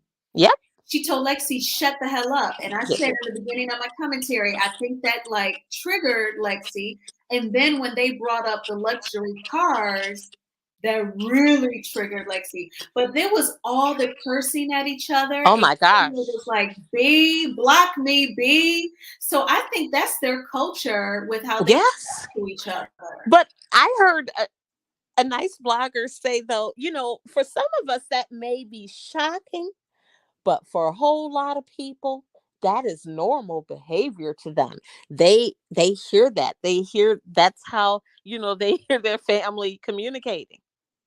Stormy even said that a Yes. few episodes back. That's normal for her family. Right. Now, Alf MC is pointing out, I think the siblings cursed after Lexi disrespected their Right. parents. That's true. I feel like both sides definitely get at each other. And I think, like, so I guess in the moment, people may talk to each other wrong. Because again, when Lexi, the producer, showed her words at the bottom when she was trying to talk to Chris Jr., she was saying, whoa, whoa, whoa, who got arrested? And, Nell was like, shut the hell up, Lexi. I was just kind of like, whoa, that was a lot. Yeah. But it seems to be that's just how they do. That's how It they does. It are. seems to be just the way and there are families that are like that. I haven't, but there are families that are like that. That's their norm. And Stormy, look at when Stormy's mom and sister were on there. I mean, that Oh was a my lot. gosh, when her sister and the way they were playing like the horror music when Betty was walking from Stormy's house to It outside fit. where her sister was, it definitely was scary. It But fit though. ooh, People call her Scary Betty, and I thought, Friday the 13th when they played that music. yeah. Jason's mom, and they showed her looking all rugged with those jeans on in a church. I still remember. Yes. And don't apologize, Alf MC. And that's why we're all here discussing it. Because Yeah. for some of us, it was shocking. And if it's not shocking to you, don't apologize. Sorry, it wasn't shocking to me. My family curses like sailors, but we are disrespectful. We are respectful when our elders are in the room. That's great. No, So they what? know No, but boundaries. is she saying, no, Elf? Do you mind if I clarify? Are you saying that you are No, disrespectful when she meant to or say you're saying they're respectful. respectful? Yeah, Hmm. yeah, and that's why I say some people that is just the way they communicate. Not saying it's anything wrong, but for those of us that are watching it, we're shocked, but it's okay because we learned something new. And everyone, we are having awesome discussion. Yes, being of a certain age, we know that it will soon backfire with their children. A lesson will be learned, right? Because okay, that's a good point. Because we also have all said about people, they're gonna meet the wrong one. Right, They're gonna meet the wrong one. Everybody is not just gonna let you talk to them crazy, and that's for all of them sitting there. I felt like they were all going off. But I was just like, whoa. But again, some households, that's just how they do. And it's not for, well, how can I say, it's not for us to judge. And as long as everybody knows boundaries, and it sounds like in Elf MC's family, they do know boundaries. When the elders are in the room, they are not disrespectful.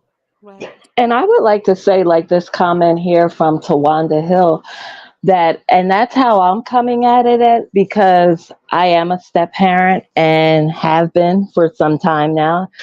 And that's where I was saying I would like to really kind of hear from Lexi's mom as well, or to even like not even to hear directly from her, but I was looking for to see if Lexi called her mom as soon as they left, like, Mom, do you believe da da da da da da? And then to hear her mom's side, because as a step parent, it can be different. Every situation is different. It would be beautiful. It would be a beautiful co-parenting, but you don't know what the other parent is telling the other people.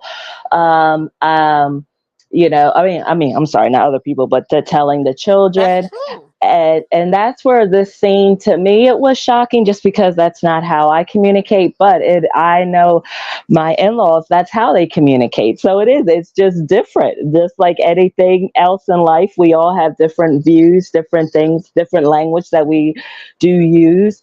So that's why I was kind of like, I know how people are like, I can't believe Nell said this and Nell said that. But I keep just reminding myself it's a show. We're seeing a snippet. So I'm Right, not saying Nell was right. I'm not saying Lexi was right. I'm just saying that looks like their dynamic. That's how they communicate. Like, right. I can't even take my parents raising their voice, and I am in my 40s. So I can't, all it takes is the look. And I don't even want to have the look. I'll be in tears. But every family has a different dynamic. So that's why I'm definitely excited and glad that they did mention counseling, and they're gonna start. And you know what? Sometimes you have to start with yourself. So I'm glad that Chris brought it up to Nell, and that Right. she was receptive, because they have to start it themselves. Then you can trickle out. I can't just go up to Lexi and be like, "You're wrong because you're this." She could look at me and say, "Well, you're wrong because this." So I find that I'm happy that they're working on themselves first. And then in time, Lord willing, it'll just trickle down to the kids. They can go to counseling, whether it be the same counselor or not, but just some kind of outlet. Because to say you want to burn someone's house down, like I said, like to me, okay, that did sound extreme. But I guess Yeah. if a counselor heard that, it's like she's crying out for help. She didn't mean it literally. She just meant, I want you guys to hear me. And if I have to go, like, maybe, so the example of burning down a house is not what she was, I hope and pray, Yeah, not they'll be physically wanting reporting to her these do. days. Yeah, like to do that. But maybe Mhm. it's just like, I want to feel heard. Like some people were That's saying, beyond that to me. That Yeah. It's not that your comment. normal, it's not your Yeah, normal thing that you say in an argument. correct. I'll Because they burn would have down to your house. report that, because when you hear someone say something about harming someone else, you have to take that serious in their profession. That's true. well, I guess what I was saying is that, like, yes, what she said is 1,000,000% wrong. I'm just saying within that, she has to see, like, that I feel that she wants to feel heard. Like, so if I call you a B, you're not hearing me. I call you an a-hole, you're not hearing me. Like, I think it was both. It was definitely very serious and definitely need to be called in as a threat. That's just like if someone said, I wanted to take your life. I'm going to take that seriously. But I think in addition to that, she just wants to feel heard. So I think that Lexi needs counseling. She needs to be uh, grow up, learning what she says, of what comes out of her mouth. There are consequences.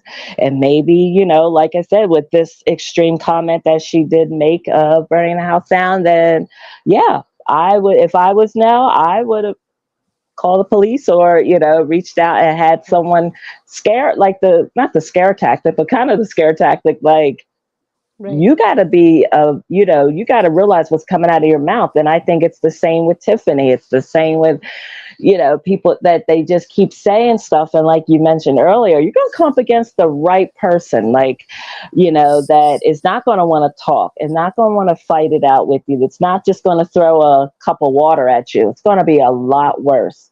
Right. So you need to get it under control now that you've taken it to the ultimate level, Lexi, of saying that, and that definitely repercussions. So I'm definitely looking forward to, hopefully once they meet with the counselors, that they'll tell Nell and Chris, like, we're going to have to take the legal route, like, just to kind of like that shock therapy to realize, Lexi, you can't just say what you want. I mean, like, I just want to say I want to burn the house down. I didn't mean it. Well, you guess what? You said it, and we're going to take it seriously. And now you're going to have to face the repercussions. And you can't run to your mom. You can't run to nobody else. You're going to have to deal with it. I would love to hear from her husband. He probably is like, whew. Well, he didn't look shocked, so that showed me that he's used to her behavior. And the Yeah. first thing that I'm going to tell you all that I thought is, no wonder she doesn't get invited anywhere, because who wants someone that acts that Like way that. I with know. them on vacation? I know. You're supposed to be relaxing. Right. And you come back, and that's what I thought when I heard that comment. One, I thought it was very extreme, and there may be some truth to it. Yeah. And two, I thought, no wonder doesn't get invited anywhere. And then it was her perception and theirs of, well, I've tried this, I've tried that. But her thing was about a car. It wasn't about anything else but a vehicle that she kept going on about. And I Yeah. wanted to go back to the comment that was made. Nell said she had been in her life since she was 16 months. Yeah, about her age, because I think she's in her 30s. I think she's Right, even past 30, because they've been married for 29 years. We don't know how long they dated, even between from dating to right. getting married. And then she was a toddler when they met. So I'm thinking she is at least like 32, even. Right. And I'll tell you all, sometimes, like Nell touched on it, she said the lies that she was told. I'm going to give you all a very quick snippet. I have a good friend. Her husband's ex lied to her children and said that she was a side and she never was. That was not the situation, but that's what she told her children all along. Her daughter, his daughter, just hated her all this time, hated my friend all this time. Never knew my friend was buying him mattresses, buying him clothes, and everything else because he didn't have it after paying child support. She just found out last Sunday at Sunday dinner, y'all. And she cried like a baby because she found out all those years her mother had lied to her. And she's 30 something years old. And 30 years old, maybe. And she 30 something, maybe 32, 33. And she just found out her mother had lied to her all those years about her being, my friend. So she disliked her because that's what they'll do sometimes. They'll tell the child, oh, he was probably with her, you know, anyway, before, while he was before, he And probably turn them cheated. against her. And they do that because they do that sometimes to get that loyalty, as well with the child. But for their children, it just damaged all of them. And that rage that she had was the same type of rage that this girl had. But last week, she cried like a baby because she said, I never knew. My friend named the things that she got her, including those mattresses. So she knew she was not telling a lie. And she cried and said, I am so sorry the way I treated you, because I think they've been married now for maybe 17, 18 years. She says, I'm so sorry. She treated her that way all this time. Wow. That is a trip. And see, because there's so many possible scenarios with this, we don't know how Lexi's biological mom has been moving throughout this whole situation. We don't know if she's been planting seeds or if Lexi is just, because that car thing, it triggers her, Right. like triggers. Yep. And it's just that car thing. And you think about if they're in the house with them, they have access to cars. Yeah, and Lisa loves comment. I know, girl, because I noticed they were all cursing. Even Kayla, Kayla called Lexi, Everybody. block me, B. And then they were all cursing in front of Nell and Chris. Like, I would be embarrassed to talk like that in front of the elders, but I can tell they don't have like that embarrassment. Oh, That's like the no. norm in their household. Yeah, they were just like, wow. And that's where I think, like I said, that was my original, not to put everything out there, but that's my situation where the other mother, that's where I was like really sitting at the edge of my seat when I saw that scene, because I was like, call her mom, because I wanted to hear her mother's, to hear if she is well, in my situation, I'll just say baby mama drama, literally for 20 years, and I just, what I had to do, and I give it to Nell for hanging in there, but I'm not going to let nobody stress me to that point. So, my stepson, he's welcome in our home, but there's still that long-handed spoon. I mean, it's 20 years of disrespect, that I just have to let go and let God, because I don't have it. I don't have the fight like Nell has to keep going and keep pushing and keep pushing. I'm just like, when you were ready to respect me, you ain't got to love me like me, but you will respect me. Until that point, you can come by, see your dad, your parent. Hello, how you doing? But what we not going to do, because I was just like your friend, also, but I could tell you all his sizes, all his teachers, everything from when he was 10, when we met, till now he's 28.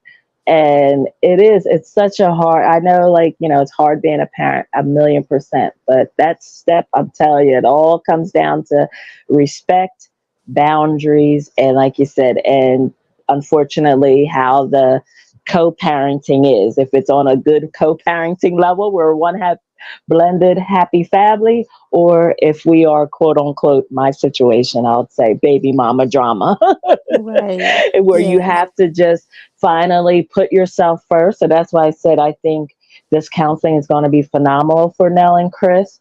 I think they'll maybe even open their eyes like a aha, like I should be able to have a family dinner and not have to cuss nobody out. I shouldn't have to, or when I am planning a trip, whether it is my employees' trip appreciation or not, that I'll think to call Lexi. I'm not going to think to call you and I got to try and sleep with one eye open and pay for you to come, for you to disrespect me. No. Right. Because would you invite her No. around your employees now? I mean, based on what we No. saw?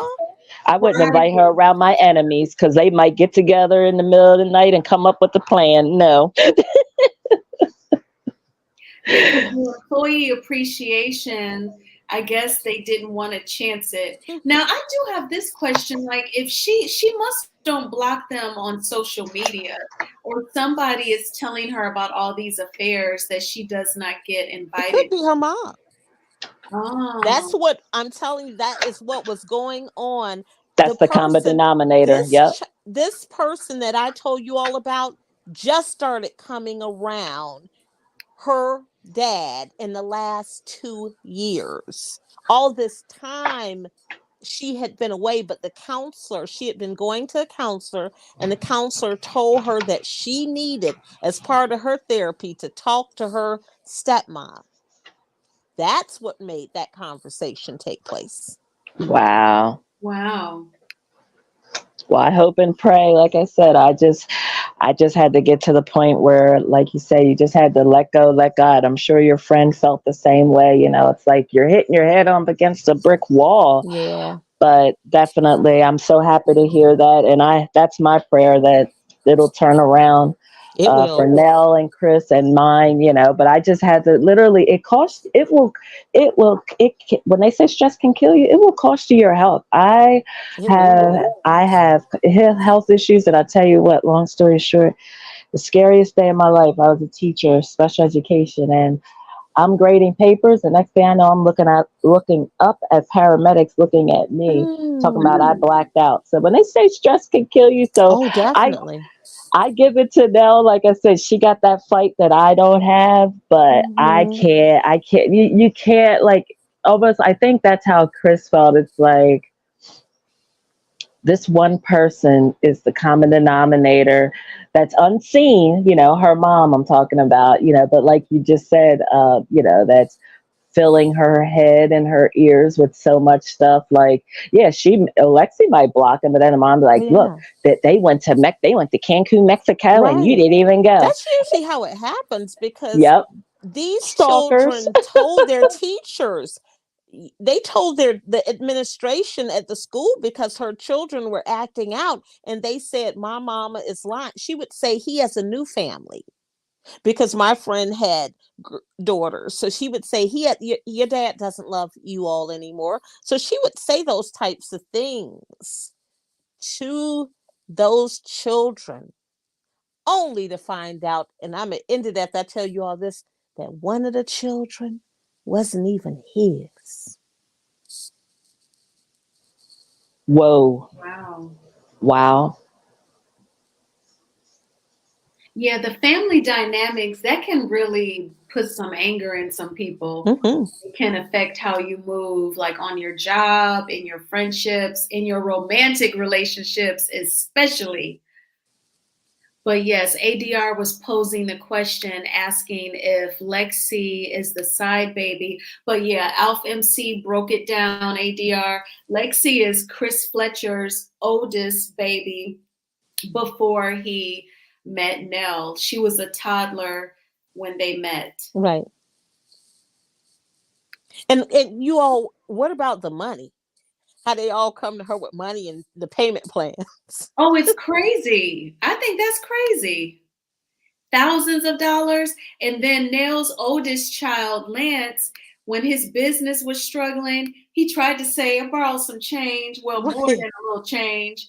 I'm like, what in the world? They must just see them as like a savings and loan. ATM, the real ATMs. Yeah.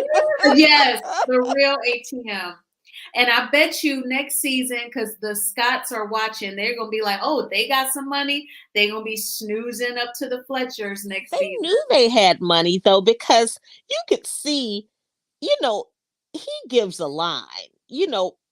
They've checked these people out. They've checked out their website. As much as he lives on social media, you could see her daycare is not a at-home daycare, not disrespecting those, but you can see that she has moved possibly out of her home and built a brick and mortar facility, state of the arts facility, because it looks nice inside. Yeah, for sure. I was sitting there when I was watching the scene with Chris and Nell at her daycare. I was thinking, so I know these daycares charge a lot, Right. $100 a week per kid. If They she charge a lot more than that. I paid $100 back in the 90s. Oh, wow. Okay.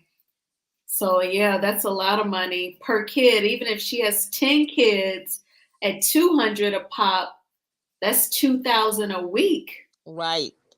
And you can see it's if they're newborns, if they're newborns, that's even more. That's double that, triple that. Right. Easy. Oh yeah. Yeah. Definitely. Oh yeah. yeah. Your prices go based on the age range. And my daughter went initially just 2 days a week for me, just because I was a stay-at-home mom, just for her to get out to, and even those 2 days was like 70 something, 80 something dollars. Whoa. And then that next year it went up. So it would go up. And so they're not, when it's a very nice daycare, which this was as well. And I've done some, marketing analysis that I've had to do for my side business at some upscale daycares. And they are not inexpensive, especially, And you can see she probably has all those, different businesses that they talked about in Huntsville. She probably has some really good clientele.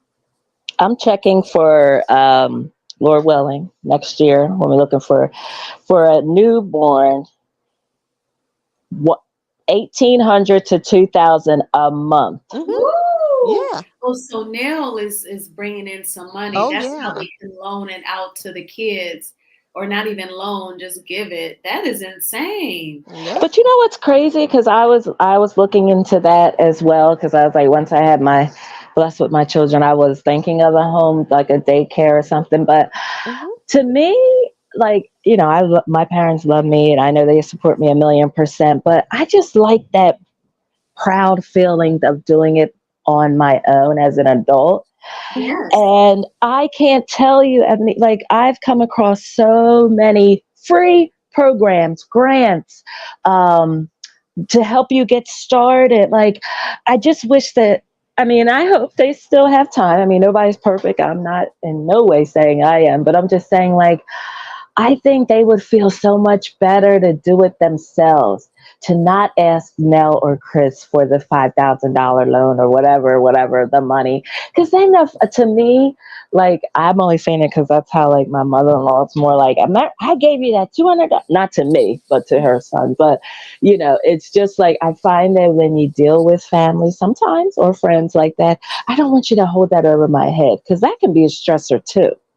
Yeah. So I just feel like they would feel so much better. Like, even her son, he said he has his own business and whatever. Like, hit the county up, hit the state up, hit up all these programs that will help you, that you can build on and really feel good about it. So I think the end of the tunnel, once they get through this counseling, I think it's going to open up a million doors. But they have to be willing to go through it and really take that self-reflection, like, maybe Nell even like, wow, maybe I was, like, she was the mother was saying this, and this, kind of like how your friend found out, that I just hope and pray for that day, because before it's too late, because that's what I always said. If something happened, could you really live with that on your conscience? You're saying, forget you, but not forget you, but, I don't care about you. I don't want, what if something ever happened? I don't know. Maybe I'm a drama queen, but that's just how I try and think of things, that I'll deal with you. But then if you really aren't respecting me, and that's all I'm asking for, then I have to separate. So maybe sometimes the pullback, and maybe Chris and Nell, and I'll end with this, maybe Chris and Nell really, once they get through the counseling, then they're going to find a common ground that they got to tag team it. If they know if they go to her, Nell will say no, or if she'll say yes to her son, let's say no to their, like whoever kids that she has said yes to more than no, or vice versa, that her and Chris just need to come up with a team plan that we're going to talk to each other before we lend out any amount of money. Or if it's over $1,000, let's just talk about it real quick and see. Because maybe the kid already hit me up for $1,000 and I don't know, and he's getting another $1,000 from his dad, and he got $2,000. That's what I think is going on. That's what I was about to say. I was about to say that. I think that's the game that the kids are running. Yep. I think that they go to one parent, and if she says no, then they go to him, and they may even be playing where they're getting like double the amount. That's what I'm thinking, is that they're getting double the amounts. Yeah, because obviously Nell and Chris are keeping some of their money separate, right? For them to say the businesses, your pockets, and I'm in mine. So I think the kids are definitely playing them for sure. Oh, I think so. You know what? I don't have a problem with the children coming if they're responsible kids. I don't have a problem with them coming to the adults, to their parents, because truth be told, other cultures don't have a problem with that. We have a culture with that internally, but they don't. They believe in giving their kids a helping hand, a good start. That's true. That's true. And I think if you have parents that are in that position to do so, that's what, I mean, on Potomac, that's what that's what she was trying to say. Oh, yes, you're right. Yep. Mm-hmm. But it was to the extreme. But, until they got independent. And you're right, but I also feel like if you're going to shell out the thousands of dollars, well, then pay for their education so they don't have student loan debt, or put a down payment on a house. Well, that's what a lot of them will do, because they'll do that type of thing. We just culturally don't do that. See, Chris and Nell got the money, but they done spent it on BMWs and Mercedes, and they ain't stopped shelling out the money yet. So I just kind of feel like allocate that money in a different way that will help your kids, not just the materialistic things. Yeah. And what I also found too is kind of like what I thought of when I was speaking of it was Candy and Todd. Because Candy, Candy's daughter, Candy was like, when she turned 16, I'm getting her a Range Rover, I'm getting her whatever she wants. And it really almost built a wedge. So that's why I was saying maybe not every little dollar, like for Nell to call Chris, can I give my son $20? But I think when you get into a significant amount of large purchases, I think you should, just in any relationship, at least run it by them. Yes, you probably can, definitely give however much to all of your children, as much as you want. But like we were saying earlier, I think Chris and Nell, I think the counseling, they'll be able to come up with a dollar amount, where Candy was just stuck on, I'm getting my daughter. I told her when she got her license, she's getting a Ranger. Okay. Then Todd just had to kind of like, okay, well, fine. But my daughter, I don't want her to work for her first car, or if I get her one, I'm going to get her the Toyota, the Ford, the GM, or, whatever, the Honda, whatever there. Because they had two different value systems. Yeah, Todd was extremely harsh. He kind of feels like you should let the kids struggle. That's how they learn if you don't help them at all. And Candy disagrees with that. I don't think you should watch your children just be destitute. Correct. but I think you should apply the money towards their needs. In my opinion, a young adult that's immature, they don't need the luxury car, and because they haven't learned, they're still begging their parents, Chris and Nell, for thousands of dollars all the time.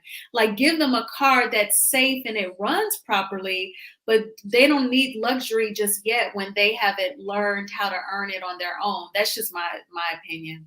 But when they're in those positions, they do it. Because look at Heavenly. Didn't she buy her daughter a Range Rover or some type of luxury vehicle when she was She did. 16? Yep, she sure did. But then see, and they're millionaires, they're Right. multi-millionaires. So if their children F up some thousands of dollars, I don't think they're even gonna miss it.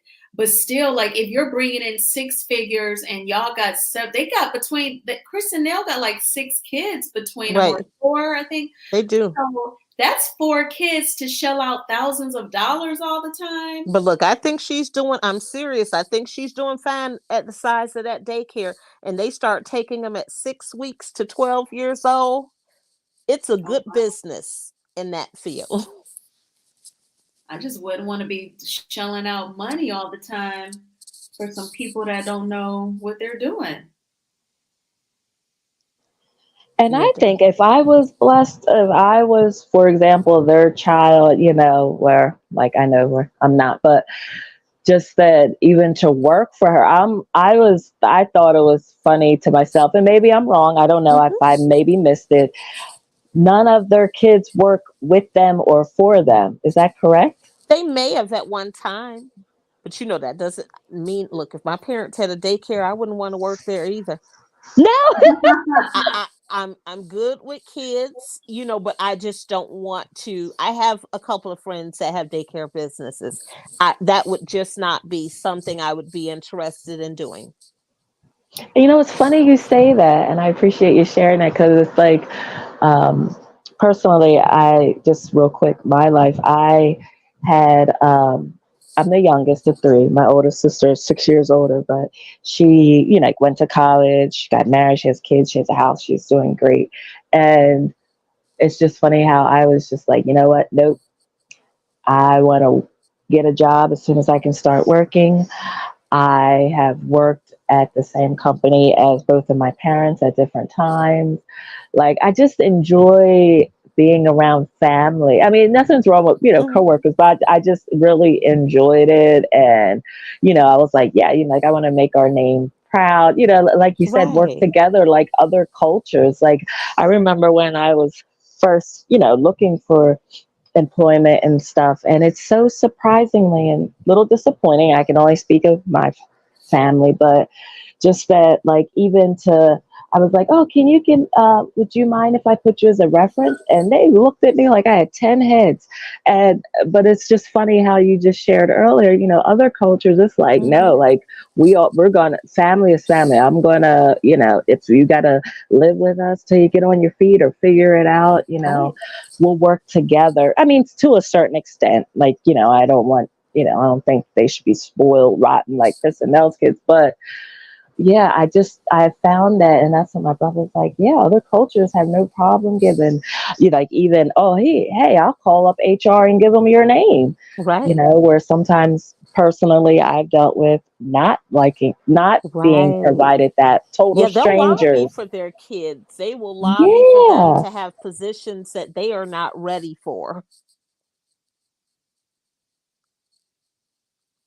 Yes, just totally setting them up to be materialistic. And Journeyology to the Root pointed out that, a couple of their kids are married. Right. So assuming they've got 2 incomes coming in, and they still ask for thousands of dollars at a time.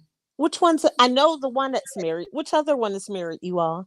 I think Lance, who is Nell's oldest child. Oh, yes. Like at minimum, he was married, because Lexi turned to him. Yep. She said, well, I hadn't really been invited to anything since you were married to old girl. Right. Yep.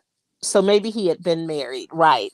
Yeah. And did anyone, did any of you, Ebony or anyone, did you understand what was going on with they barely got invited. Did I miss something? Was it just a phone call? Did they not get a physical wedding invite to her wedding? I couldn't understand that. Did you guys understand I that? thought it was, well, with me having this friend with this situation, how I said the girl just started, came in his life again just Right, a couple of right, years ago. right.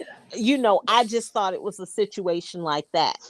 And Oh, okay. I was like, what in the world? Either you're invited or you're not. Okay, I didn't think of it like that. Okay. I took it like it was last minute. Like okay. she decided that the last minute, you know what, I'll go ahead and invite them. And because Nell said we were barely on the invite list. Right. So I'm guessing they definitely did not get a paper invitation in the mail. Oh, okay. Because I was like, you're either invited or you're not. Yeah, I mean, so if she wasn't dealing with them, she might have been like, oh, well, I guess I'll invite him. I don't know. I wonder, did she need some more money at the end for the wedding? That's what I was going to say. And asked her dad, so she had to invite him to the wedding. Her and did they mention to eat? He did not get to enjoy his food. He didn't even have a dinner roll. Did Chris walk her down the aisle? Oh, I doubt that. No, okay. That's sad. They don't strike me as, that type. Maybe I was gonna say maybe a outside wedding, like real small, intimate kind of a. Okay, yeah. Hopefully not like they'll get to that point where they heal, and they get to express their truths. Because I'll tell you this: that son that turned out not to be his just came back in his life, you all too. Wow. So these are real stories. Like, we're seeing this on TV, and we all know people with situations that are going on. And how you've even shared, some of yours. So these are real. Right. And like you said, it can cause sickness. It can cause cancer. Yes. Stress. And I appreciate you. I said this was a godsend, Ebony, because I appreciate you as well. Like I said, it takes a toll, because I don't want to say like, you just have it in your mind. Like I'm sure your friend did as well, that we're just all family. Mm-hmm. What's the problem here? I'm not, and that's what I could not, and I still can't understand. I'm a bonus mom. You won't understand, because that's kind of, yeah, I'm just an extra person that wants to love you.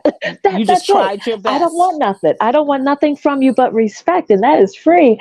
But like you said, that's why I was like, I'm not defending now, but in my situation, I kind of see where she was just like, I'm tired. Right. Look, I've been fighting this for 29 years. I'm tired, and not that it justified anything that what she said, like when she said it takes one to know one. Yeah. But I just take that as just frustration, just at your wit's end, because like I said, I unfortunately didn't have the, how do you say, gump or whatever, the strength in me to even voice how hurt I have felt this whole time. And like I said, just to have that affect your health.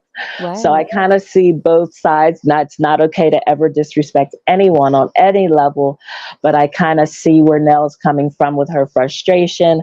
And I kind of see where Kiki's coming from with her frustration with, it's just like you said, Ebony, it's such a serious topic. It is very serious. And I love the way they have Kiki telling her story, like going back to what you said, Ebony, about her sweating, how they're having her to share this. This is why this is occurring.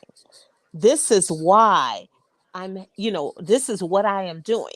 And sharing her story so that she can help people, not only to educate them so that they're not judging family or friends. I love Kiki for that. And that's what, like I said, without putting it too much out there, I am in the same boat as Kiki, and very similar. Not that I had the outbreak, but I'm just saying her health issue. Right. And when I tell you it comes out of left field, and that's what really has triggered me. And like how you just mentioned, Ebony, the blackout, I literally just now have started back watching it a little bit. And even then, I maybe not make it all the way through, especially the last show. Like, even Kiki was wrong for throwing the water, but She was. it just irked me, like when the way Marceau was saying and what the disrespectful comments he said and what he called her and her husband. And but the fact that I'm so glad, like you said, that she is sharing that, because I did hear, what's her name, Kimmy, when she was like, yeah, she was just sweating and just, you know what, when And you're Kimmy upset, should know. She's right, that's what I thought. Yes, so aren't you in to the medical me, field? Kimmy was adding to that story Yes, because she wants to fit into that family, so because bad. she got kicked out of the family Yep. when she told Tisha that she would not be her friend. Yep. And Wander kicked her out.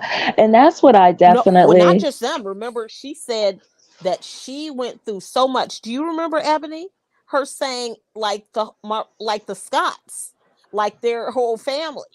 She Oh, got a lot of wow. heat. Do you remember Did her saying that in the she? interview? For her saying that if she wasn't married into the family, Tisha wouldn't be her type of friend. Correct, and not taking her side. Do you remember she talked about what she went through? She said it was so Oh, bad what she went through for not really? taking her side. Wow. I wonder what happened. And you know what? Like that's what I really, like I said, I'm so happy that they are finally letting her share, because you know what I thought, and not to quickly go back, I don't agree with the way Mel gave her the drug test. And personally, and then I did hear, I don't know if you guys heard it too as well, Ebony, of her going, she goes to the clinic to get her back. I said, why wouldn't they have filmed that? Kiki shared, I can't remember where or what interview, The clinic may that not want that shared. no, That's she did. She taped it. It's production not wanting to share it. The clinic was happy. I mean, that is such a yeah. eye opening. You don't know who's watching this and who she's helping. And just the fact that Carlos, whoever production, is like, no, we don't want to show that. We rather just, But let's remember, give it. that's not the purpose of the show. Well, I just meant for that particular moment, for that test. Yeah. That's like, why wouldn't you go to a professional place if you're It's not the feeling well? drama You of go, it. yeah. Because if she went to a professional place, then we wouldn't have a conversation with Marceau talking in the background, saying what he said, and her doing the thing with the dog and asking the dog, this is we wouldn't have that entertainment.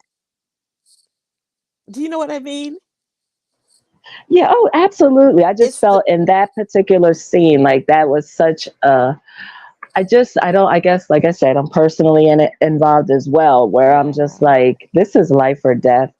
And they are to play with this is, woo, I'm just surprised. But I don't know. I did hear through the, grapevine, there is Mhm. defamation of character definitely in the works on Yeah. behalf of Kiki. So I'm glad and happy and just waiting for that ball to drop, because I need the Scots to get their karma, which I already know what's on its way.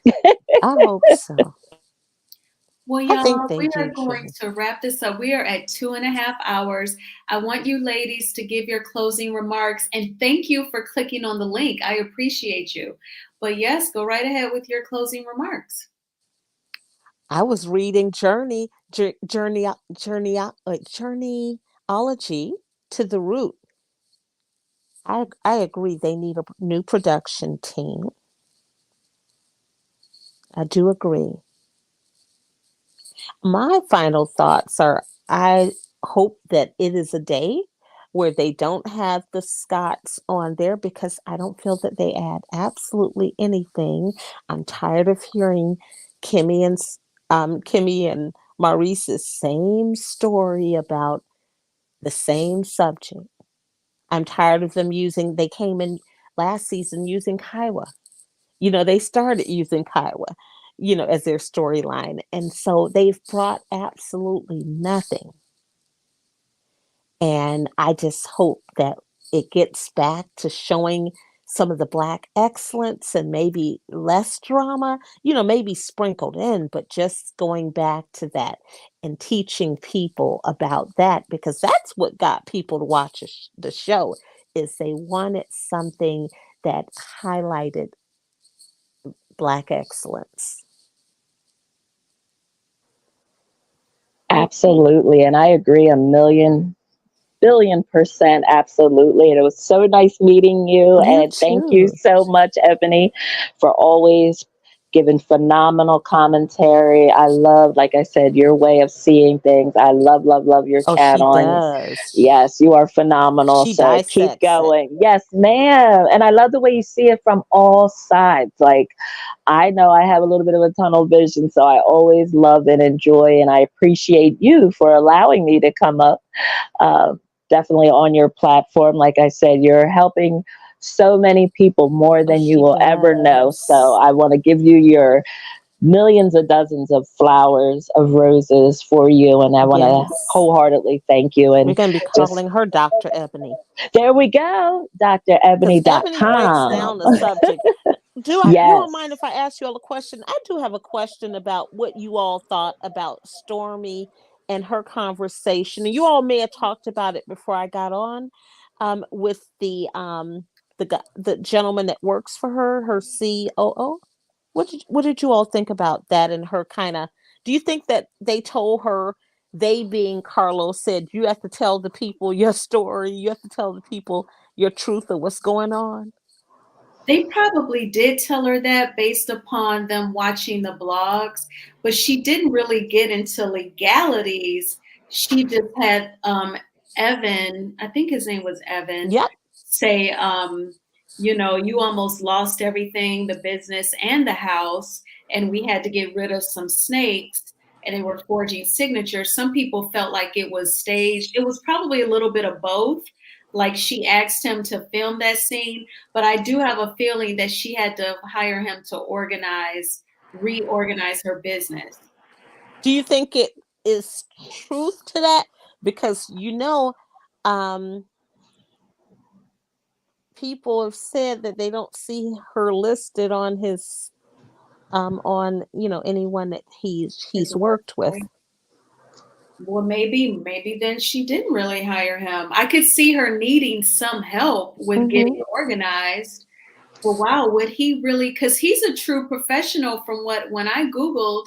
So I would Oh, hope he definitely. didn't pretend like she was his Oh, client. he's definitely a true professional. He just didn't have anything, it sounded like, that had her name on it. You On know what I it. mean? Yeah. You know how you're going to have the companies that you work with, and then when she gave her timeline, you all, it didn't make sense to me. She talked about being on bed rest. We know how her son is, and it didn't make sense. Her timeline didn't add up. Yes, I believe you're right, Dee, about the name. I knew it was like a Evan or Kyle, I think. I remember Googling at that time. But yes, I appreciate again you all coming up, and thank you for Thank you. everyone who's been in the chat and everyone who's in the bushes. I get it. Sometimes you are busy around the house or you may not feel like chatting, but thank you so much for checking out this live recap. I hope you all have a great week. And like Kevin said, please hit the like button on the way out. It's a free way to support the channel. It will help me out so much. And definitely, I'm glad that the Fletchers are on the show. They bring so much realistic family views. I think a lot of people can relate to what they go through. So I'm glad that they're on the show. And we just have to see how everything works out with Lexi and her siblings and Lexi and Nell. And I will talk with you all later. And everyone have a good night. Bye.